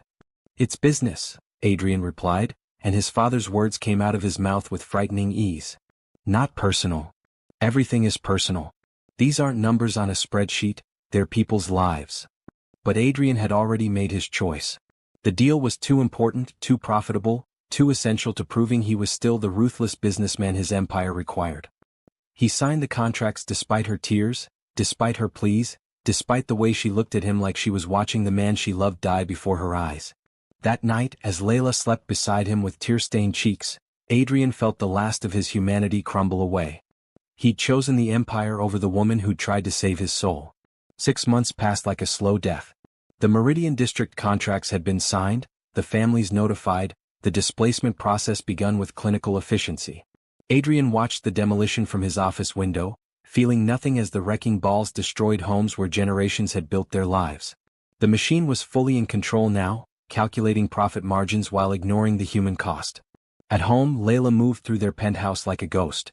She'd stopped trying to reach the man she'd married, recognizing that he was gone. Their conversations became polite exchanges between strangers sharing the same address. The passionate woman who once challenged his cynicism now protected herself behind walls of her own. "I'm pregnant," she announced one morning over breakfast, her voice flat and emotionless. Adrian looked up from his financial reports, the news hitting him like cold water. "Pregnant? 3 months," Layla said, not meeting his eyes. "I thought you should know." She left for work without another word, leaving Adrian alone with the realization that he was going to be a father. The boy with kind eyes might have been excited, might have seen this as a chance for redemption. But the machine only calculated complications and liabilities. The final pressure came from an unexpected source. "Someone's been talking to gossip bloggers," Richard announced during an emergency board meeting, sliding a tablet across the conference table. The headline read, "Billionaire's Wife, From Rags to Riches Romance or Unsuitable Match?" The article was vicious in its subtlety, questioning Layla's background, her qualifications, her rapid rise in social circles. It included quotes from unnamed sources about her provincial manners and inappropriate influence on Adrian's business decisions. Photographs showed her at charity events, her simple elegance contrasted unfavorably with other wives' designer extravagance. Anonymous tip, Phillips added with satisfaction. These things have a way of snowballing. Society pages love a scandal. Adrian's hands clenched into fists. Who leaked this? Does it matter? Richard asked calmly. The damage is spreading. Board members are receiving calls from concerned investors. Our reputation is being questioned. She's becoming a liability we can no longer afford. She's my wife. She's carrying my child. She's a problem, Vivian interjected from the corner where she'd been silently observing. One that requires a solution before it destroys everything you've built. The solution, when it came, was elegant in its cruelty. $100 million, Richard said, placing a thick contract on Adrian's desk the next morning. Enough for her to disappear completely. Enough to start over anywhere in the world. Enough to raise the child in comfort without any connection to the Hale name. Adrian stared at the papers, his hands trembling slightly. You want me to buy her off? I want you to solve a problem efficiently, Richard corrected. The woman has served her purpose. She made you feel human for a while, which was educational. But sentiment is a luxury we can no longer afford. The board is losing confidence. Investors are asking questions. Cut her loose before she damages us further. That evening, Adrian sat in his study for hours, the contract burning on his desk like radioactive material. He thought about the woman sleeping upstairs, carrying his child, believing against all evidence that some part of the man she'd loved still existed. He thought about Sofia Martinez, whose family had taken his father's money and disappeared. He thought about Mrs. Chen, weeping as her community center was demolished. He thought about every person who'd had a price, every emotion that had been reduced to a transaction. Everyone had a price. His father had been right about everything. When Layla came down for dinner, she found Adrian sitting at their marble dining table, his face unreadable. The thick envelope sat between them like an accusation. What's this? She asked, though something in his expression told her she already knew. $100 million, Adrian said, his voice cold as winter. Enough to start over. Enough to disappear. Layla's hands trembled as she stared at the contract, but she didn't touch it. You're buying me off. I'm providing you with an opportunity, he replied, using the same detached tone he employed in business negotiations. The money is real. The offer is generous. Take it and go. And our baby? Will be provided for. Trust funds, education, everything necessary. But away from here. Away from me. Layla looked up at him then, and he saw something die in her eyes. Not love, that had been bleeding out for months. What died was hope. The last fragile belief that the man she'd married might still exist somewhere beneath the machine. You really believe everyone has a price, she whispered. Everyone does, Adrian replied, and his father's certainty filled his voice completely. For a long moment they sat in silence. Layla studied his face as if memorizing it, as if saying goodbye to someone who had died. The contract lay between them, representing everything wrong with his world, everything she'd tried to save him from. Then, with dignity he didn't deserve, she pushed the envelope back toward him. Keep your money, Adrian. You need it more than I do. Don't be foolish, he said, panic flickering through his composure. This is more money than you'll see in 10 lifetimes. I know exactly what it is, Layla replied, standing slowly. It's the price of your soul. And you've just proven you don't have one. She walked toward the door, then paused without turning around. I feel sorry for you, she said quietly. Not because you're cruel, but because you'll never understand what you just threw away. You'll spend the rest of your life trying to buy things that can't be purchased, wondering why you feel so empty despite having everything money can provide. Layla. Don't, she said, her voice breaking for the first time. Don't say my name with that voice. The man who earned the right to say my name is gone. You killed him. She left that night, taking nothing but her personal belongings and her self-respect. The $100 million remained on the table untouched, a monument to everything Adrian had lost and everything he'd chosen instead. Alone in his penthouse, surrounded by priceless art and custom furniture, Adrian felt the hollow victory of getting exactly what his empire demanded. He'd solved the problem, eliminated the liability, proved his loyalty to the only God his world recognized. He'd also just destroyed the only real thing in his life. The machine was complete. The boy with kind eyes was finally, permanently dead. And Adrian Hale was exactly what his father had always intended him to be, a perfect instrument for generating wealth and wielding power, incapable of recognizing the difference between having value and having a price. Adrian thought he'd seen the last of Layla Santos. He was wrong. Daniel Morrison had learned early that true wealth had nothing to do with money. When his carpenter father suffered a heart attack at 52, their small neighborhood became an army of support. Mrs. Garcia brought casseroles every Tuesday for 2 months. The Singh family covered their grocery bills without being asked. Old Mr. Peterson organized a fundraiser that paid for medications insurance wouldn't cover. Young Daniel watched adults who barely had enough for their own families give freely to his, and he understood something about richness that no bank account could measure. People matter more than profit, his father told him during recovery, gesturing weakly toward the cards and flowers covering every surface of their modest living room. Remember that, son. Kindness is the only investment that always pays dividends. The lesson deepened when Daniel married Sarah, a teacher whose salary barely covered student loan payments but whose capacity for love seemed infinite. Together they built a life that looked poor on paper but felt abundant in every way that mattered. Their apartment above the Rodriguez family's bakery was small, but it smelled like fresh bread every morning and echoed with laughter from the children downstairs. When cancer took Sarah 3 years into their marriage, Daniel discovered another truth. Grief shared was grief halved. The entire neighborhood mourned with him. They brought food, shared memories, and simply sat with him when words weren't enough. Sarah's students created a memory book filled with stories about how she'd changed their lives. Her fellow teachers established a scholarship in her name. "She's still here," Mrs. Rodriguez told him as he sat in her kitchen, too hollow to eat the soup she'd placed before him. "Love like that doesn't die. It just changes form." By 32, Daniel had rebuilt his life around that understanding.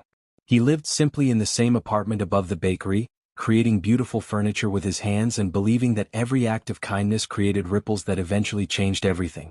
His custom pieces weren't expensive, but they were made with love for families who wanted heirloom quality without heirloom prices.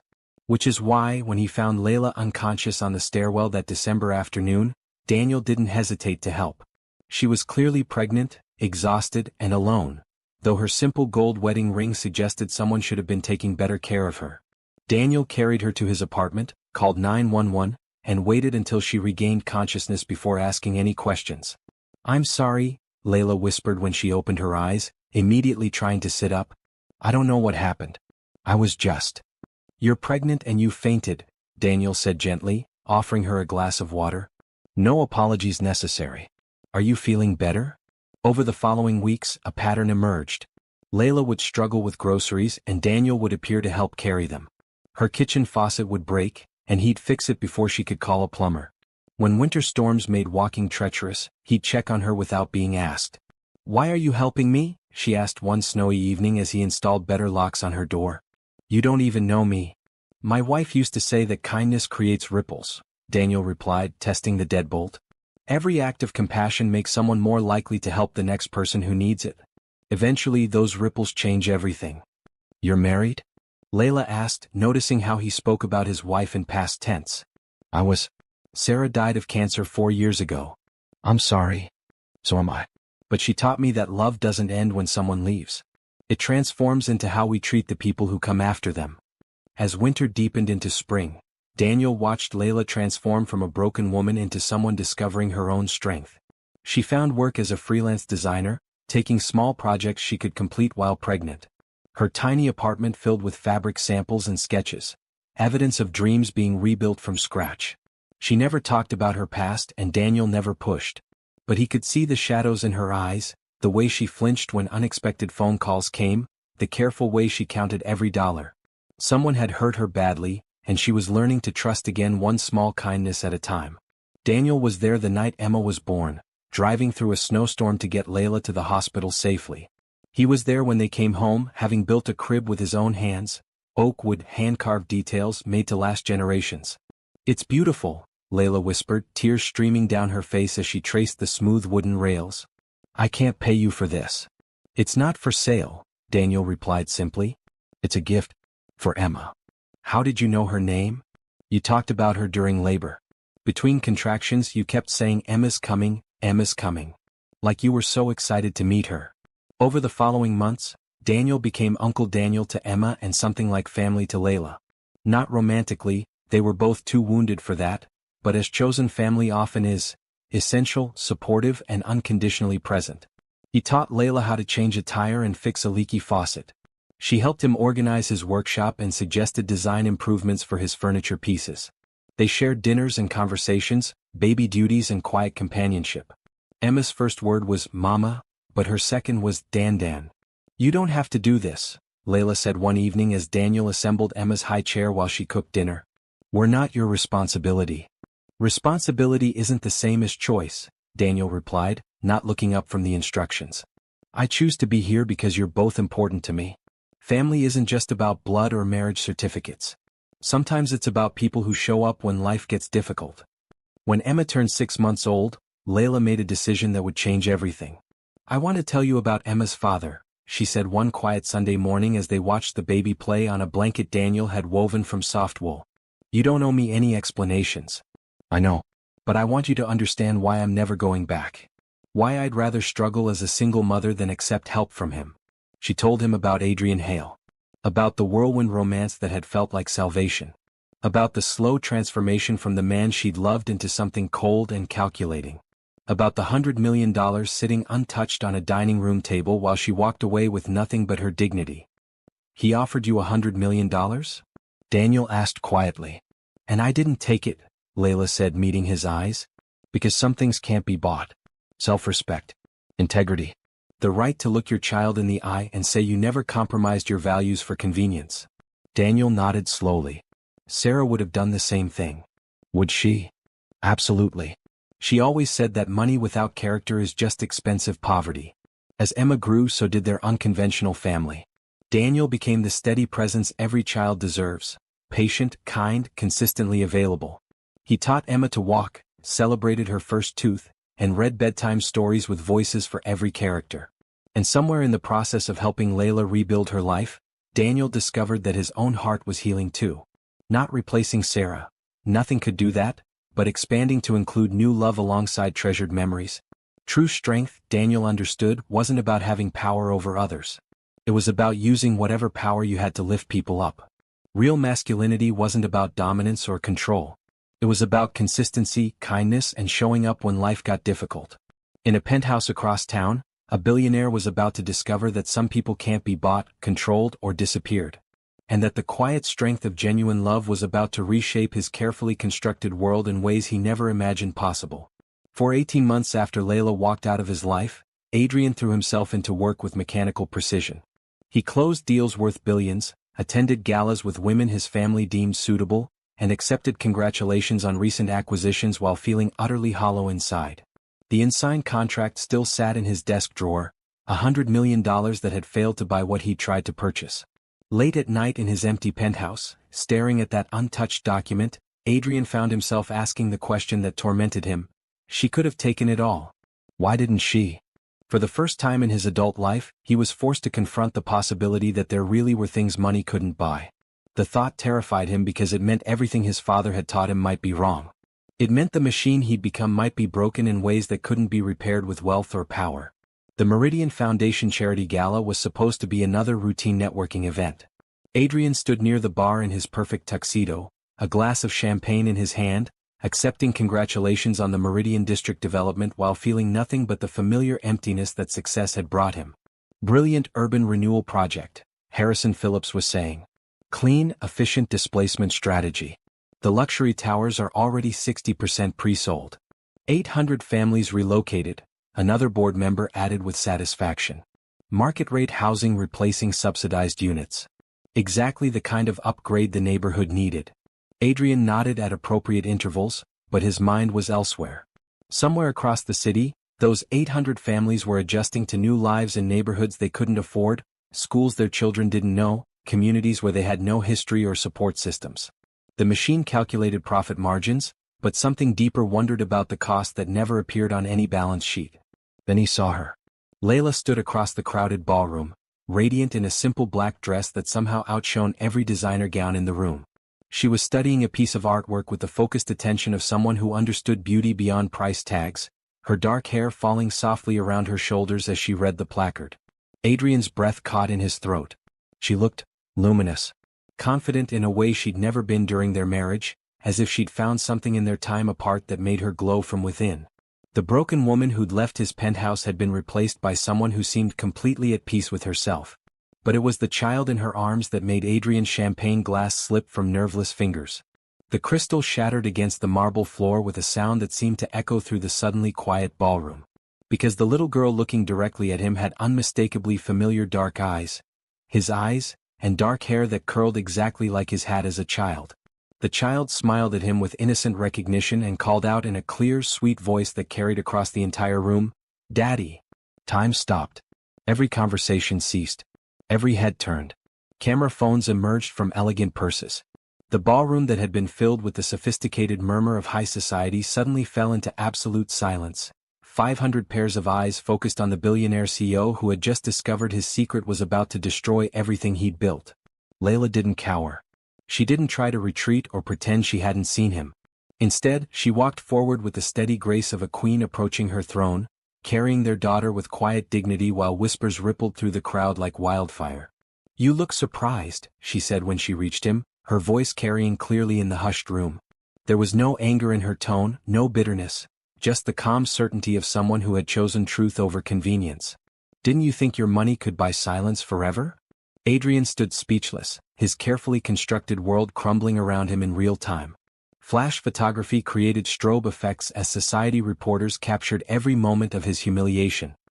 He could hear fragments of urgent whispers, "That's his child. The woman who refused the settlement. She disappeared 18 months ago. You once told me I didn't belong in your world," Layla continued, her voice growing stronger as she spoke. "That money could make me disappear, that everyone had a price. But you forgot something important." She paused, letting the silence stretch until every person in the room was hanging on her next words. "Money can't buy integrity. It can't buy self-respect. And it will never buy love." Emma, sensing the tension but unafraid, reached toward Adrian with the innocent trust of a child who doesn't understand adult complexities. "Daddy sad?" she asked with genuine concern. The simple question hit Adrian like a physical blow.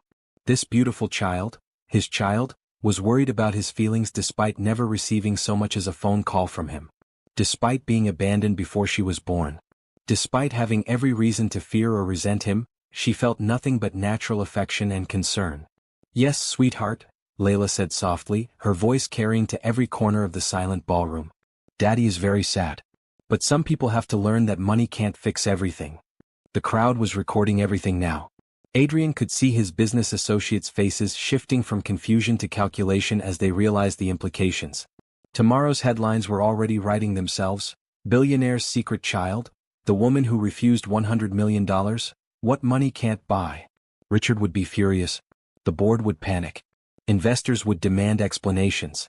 The empire he'd built on ruthless efficiency was about to crumble because of one woman's refusal to stay bought. But all Adrian could focus on was Emma's small hand reaching toward him, her eyes, his eyes, filled with innocent love for a father who'd never earned it. "This is Emma," Layla said, her voice gentle but firm. "Your daughter. The one you tried to buy away before she was even born." She turned to address the crowd that had gathered around them, smartphone cameras capturing every word for posterity. 18 months ago, this man offered me $100 million to disappear from his life.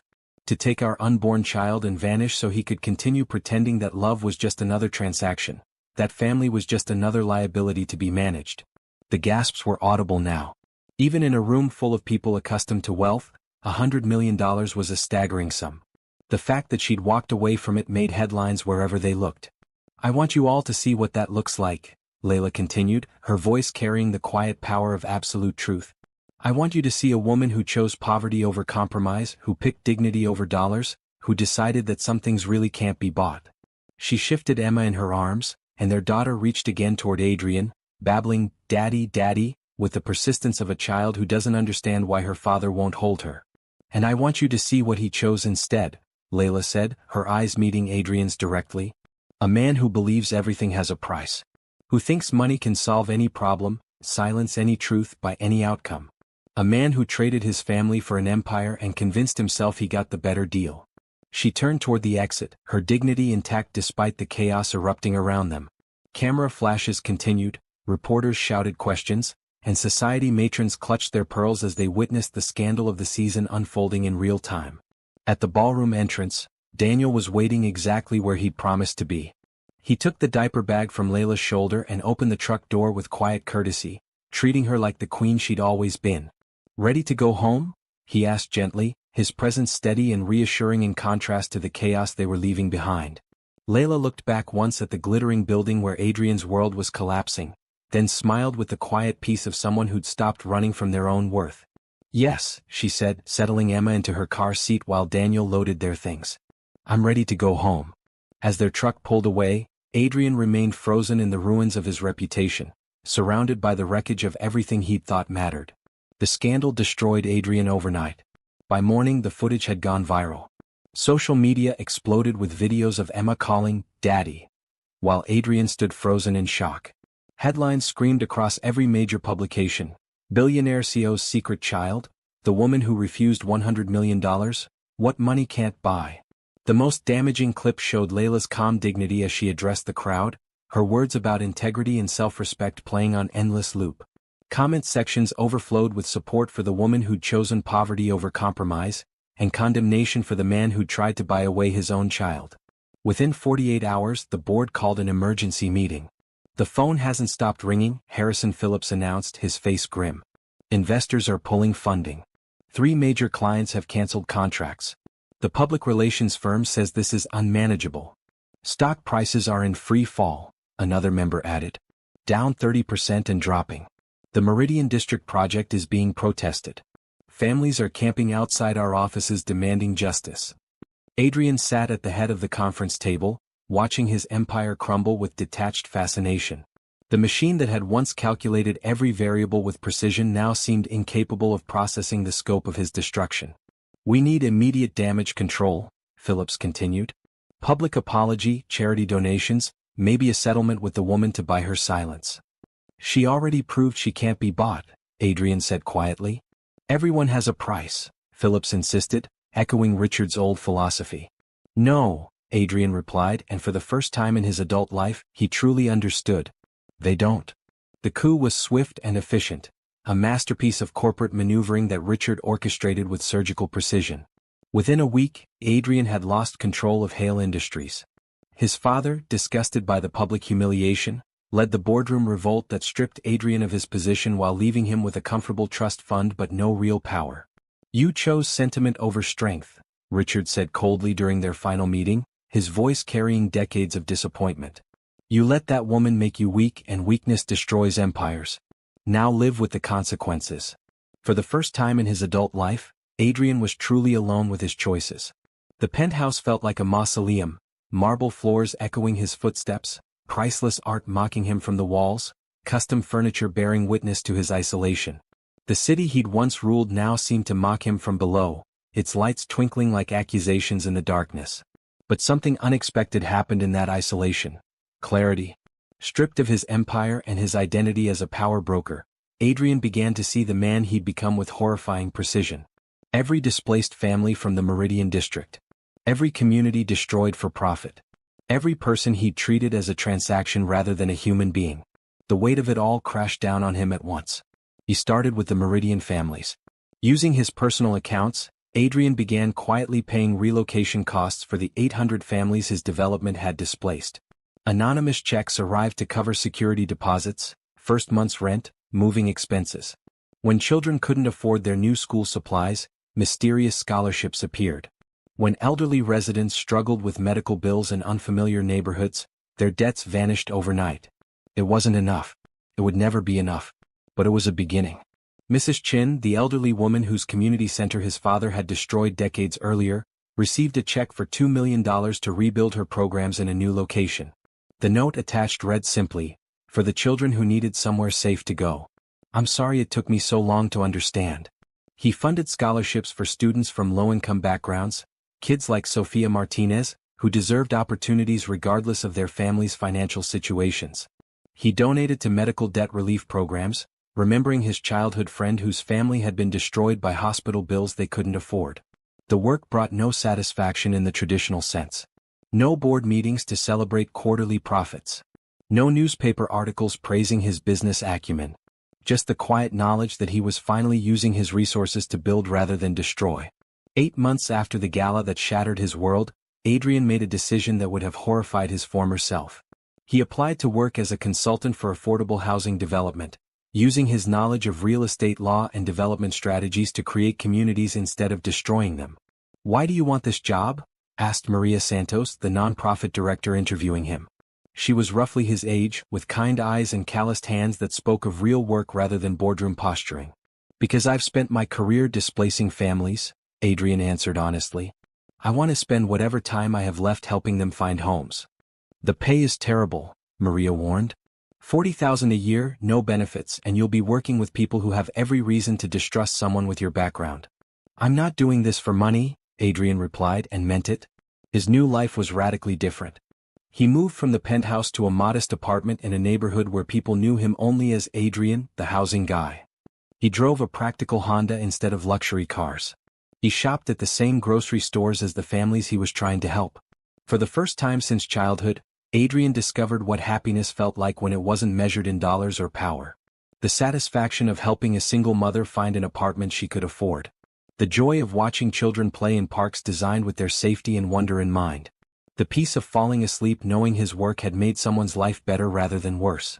He saw Emma occasionally, brief, supervised visits that Layla allowed not for his sake, but because she believed every child deserved to know their heritage. These meetings were awkward but genuine, with Adrian slowly learning to be a father rather than a benefactor.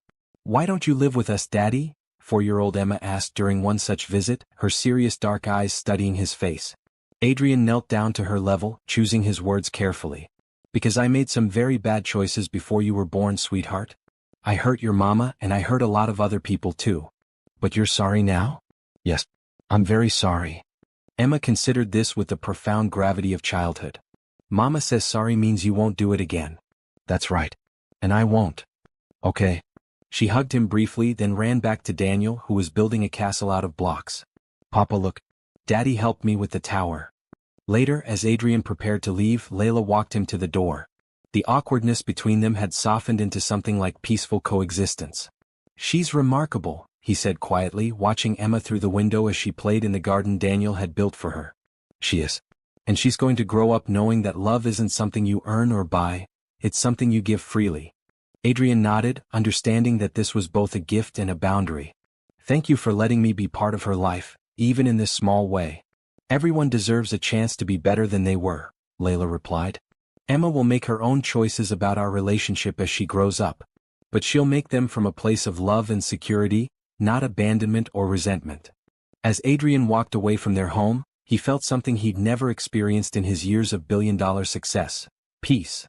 Not the hollow satisfaction of conquest, but the quiet contentment of knowing he'd finally learned the difference between having value and having a price. If you've ever wondered whether people can truly change, or if redemption is possible for those who've caused real harm, share this story. Sometimes the greatest victory is learning to measure success by the lives you've improved rather than the wealth you've accumulated. The boy with kind eyes wasn't dead after all. He'd just been buried under years of conditioning and fear. And slowly, carefully, Adrian was learning to let him breathe again. 2 years after the night that changed everything, Layla's design firm had grown into one of the most respected practices in the city. Her philosophy of creating beautiful, accessible spaces for real people, not just the wealthy, had attracted clients who valued substance over status. The publicity from her confrontation with Adrian had initially felt like a curse, but it had ultimately led to opportunities with families and organizations who admired her principles more than her ability to navigate high society. Her client roster now included community centers, affordable housing developments, and small businesses owned by immigrant families who wanted spaces that honored their heritage while embracing their new home. Each project was a testament to her belief that everyone deserved beauty in their daily lives, regardless of their bank account balance. "Mama, look what I made." Emma called from her corner of the design studio, holding up a crayon drawing of a house surrounded by flowers and trees. "It's beautiful, sweetheart," Layla said, kneeling down to examine the artwork seriously. "Tell me about it." "It's our house, but with a bigger garden for Papa's vegetables and a studio where you can draw pretty buildings and a swing for me." Emma's enthusiasm was infectious as she pointed to different parts of her architectural vision. "And where would Daddy fit in this house?" Layla asked gently. Emma considered this with the thoughtful expression she'd inherited from Adrian. Maybe he could have a workshop like Papa, but for helping other people find houses. He could visit for dinner sometimes. At 4 years old, Emma had unconsciously designed the perfect solution, a family structure that included everyone without forcing anyone into roles they couldn't fulfill. She understood, with the wisdom that children sometimes possess, that love could take many forms. Layla and Daniel had married the previous spring in a small ceremony surrounded by friends who measured wealth in laughter, community, and shared values.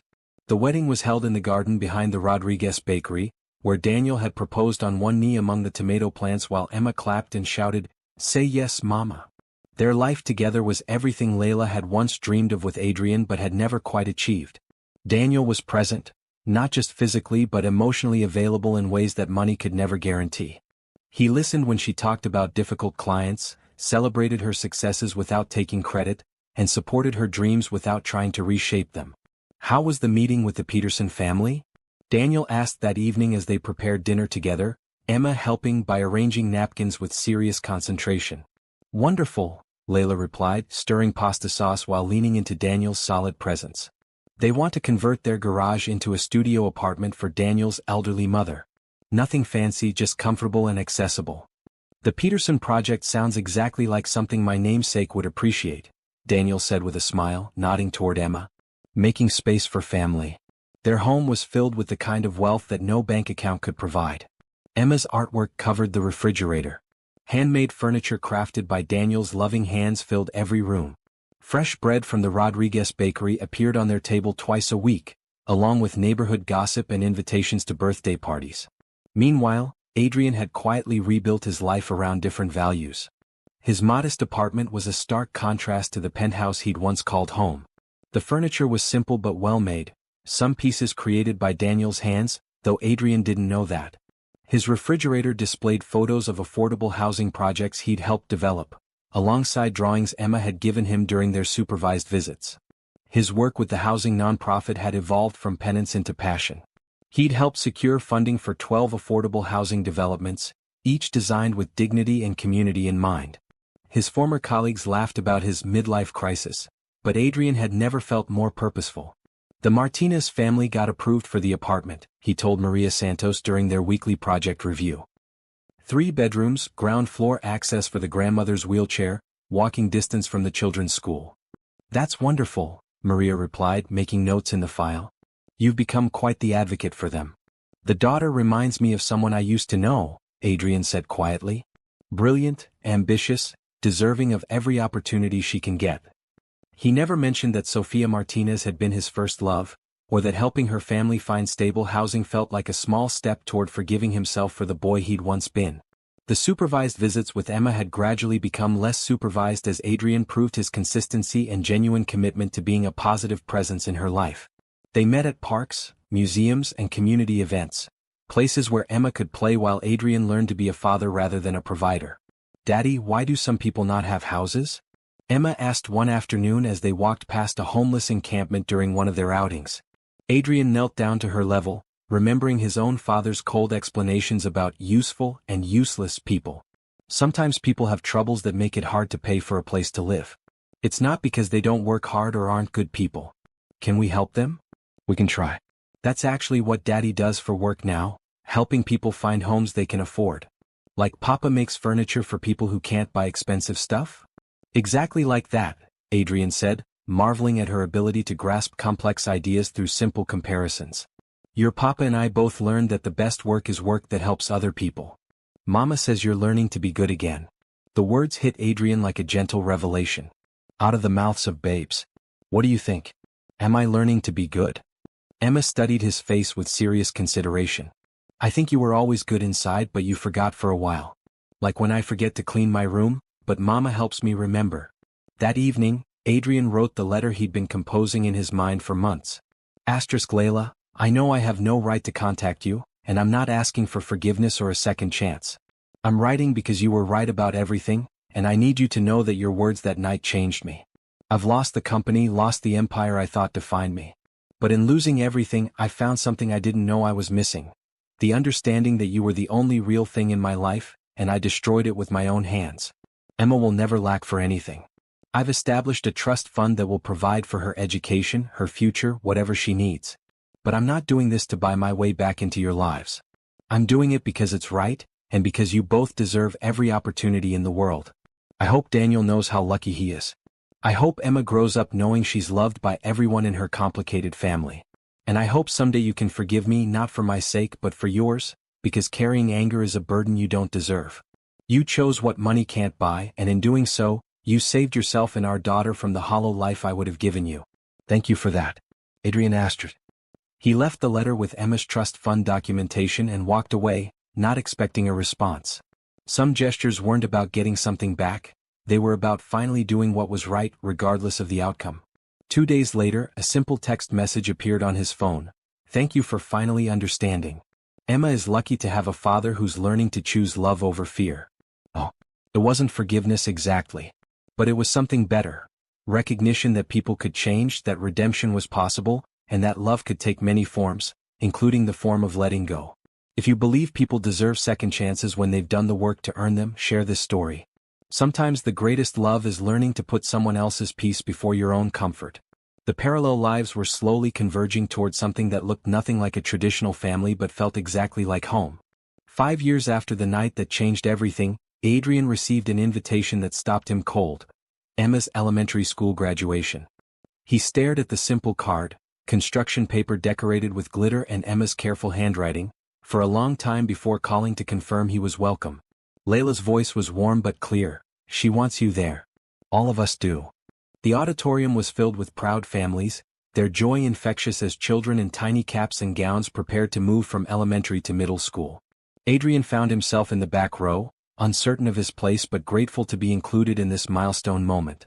He spotted Layla and Daniel in the third row, beaming with pride as they waited for Emma to take the stage. Daniel's arm was around Layla's shoulders, and she leaned into him with the easy comfort of two people who'd built something real together. Watching them, Adrian felt no jealousy, only gratitude that his daughter had grown up surrounded by that kind of love. When Emma stepped up to the microphone to deliver the student speech, Adrian's breath caught in his throat. She was luminous with confidence, her dark eyes shining as she looked out at the audience. In her, he could see echoes of himself, of Layla, and something entirely new, a person shaped by love rather than fear, by community rather than isolation. Good morning, everyone. Emma's voice carried clearly through the auditorium. My name is Emma Morrison Santos, and I'm supposed to talk about what we've learned and what we want to be when we grow up. Adrian noticed she'd chosen to use both Daniel's and Layla's names, creating her own identity that honored her complicated family structure without diminishing anyone's role. I've learned that the most important job anyone can have is helping other people, Emma continued, her words carrying the wisdom of a child raised by adults who live their values. My mama designs beautiful spaces where families can be happy together. My papa builds furniture that makes people's houses feel like homes. And my daddy helps families find houses when they don't have enough money for fancy ones. Adrian felt tears sting his eyes as Emma described him as Daddy without hesitation or shame, including him naturally in her family narrative. She'd grown up knowing exactly who he was and what he'd done wrong, but she'd chosen to focus on who he was becoming rather than who he'd been. They all taught me that being rich isn't about having lots of money, Emma said, her voice growing stronger with conviction. It's about having people who love you, work that helps others, and a home where everyone feels safe and wanted. The audience murmured appreciative agreement, but Adrian felt like she was speaking directly to him, the man who'd spent 30 years believing the opposite before a child's wisdom taught him the truth. When I grow up, I want to design houses for families like my daddy does, but I want to make them beautiful like my mama does, and I want to build them with my own hands like my papa does. I want to help people have homes where love lives. After the ceremony, families celebrated around them with photographs and congratulations. Emma ran up to Adrian with her diploma clutched in her small hands, her graduation cap slightly askew. Did you hear my speech, Daddy? She asked, her face glowing with excitement. I did, sweetheart. I'm so proud of you, Adrian said, kneeling down to her level. You're going to change the world. We all are, Emma replied matter-of-factly. Together. Later, as families began to disperse, Adrian approached Layla and Daniel carefully. The awkwardness that had once defined their interactions had evolved into something like peaceful coexistence, built on mutual respect and shared love for Emma. She's incredible, Adrian said simply. She is, Daniel replied, and there was no jealousy or possessiveness in his voice, just the quiet confidence of a man who knew his place in his daughter's heart was secure. You should be proud. We all should, Layla added gently, and Adrian understood that this was her way of acknowledging his role in Emma's life without forgetting the journey it had taken to get here. As they walked toward the parking lot, Emma skipped between all three adults, chattering excitedly about middle school and summer plans.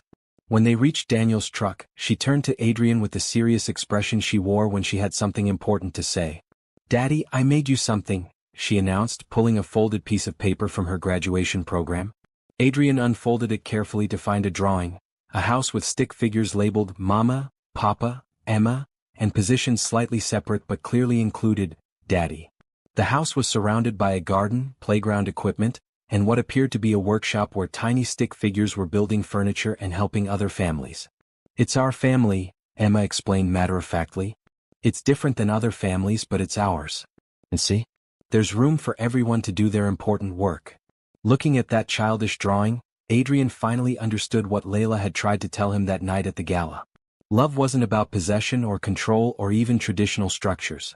It was about showing up, about choosing every day to put someone else's well-being before your own comfort, about creating space for people to become their best selves. He'd spent his life trying to buy things that couldn't be purchased: respect, loyalty, love. But Layla had chosen what money couldn't buy: integrity, community, and the kind of wealth that multiplied when shared rather than diminished.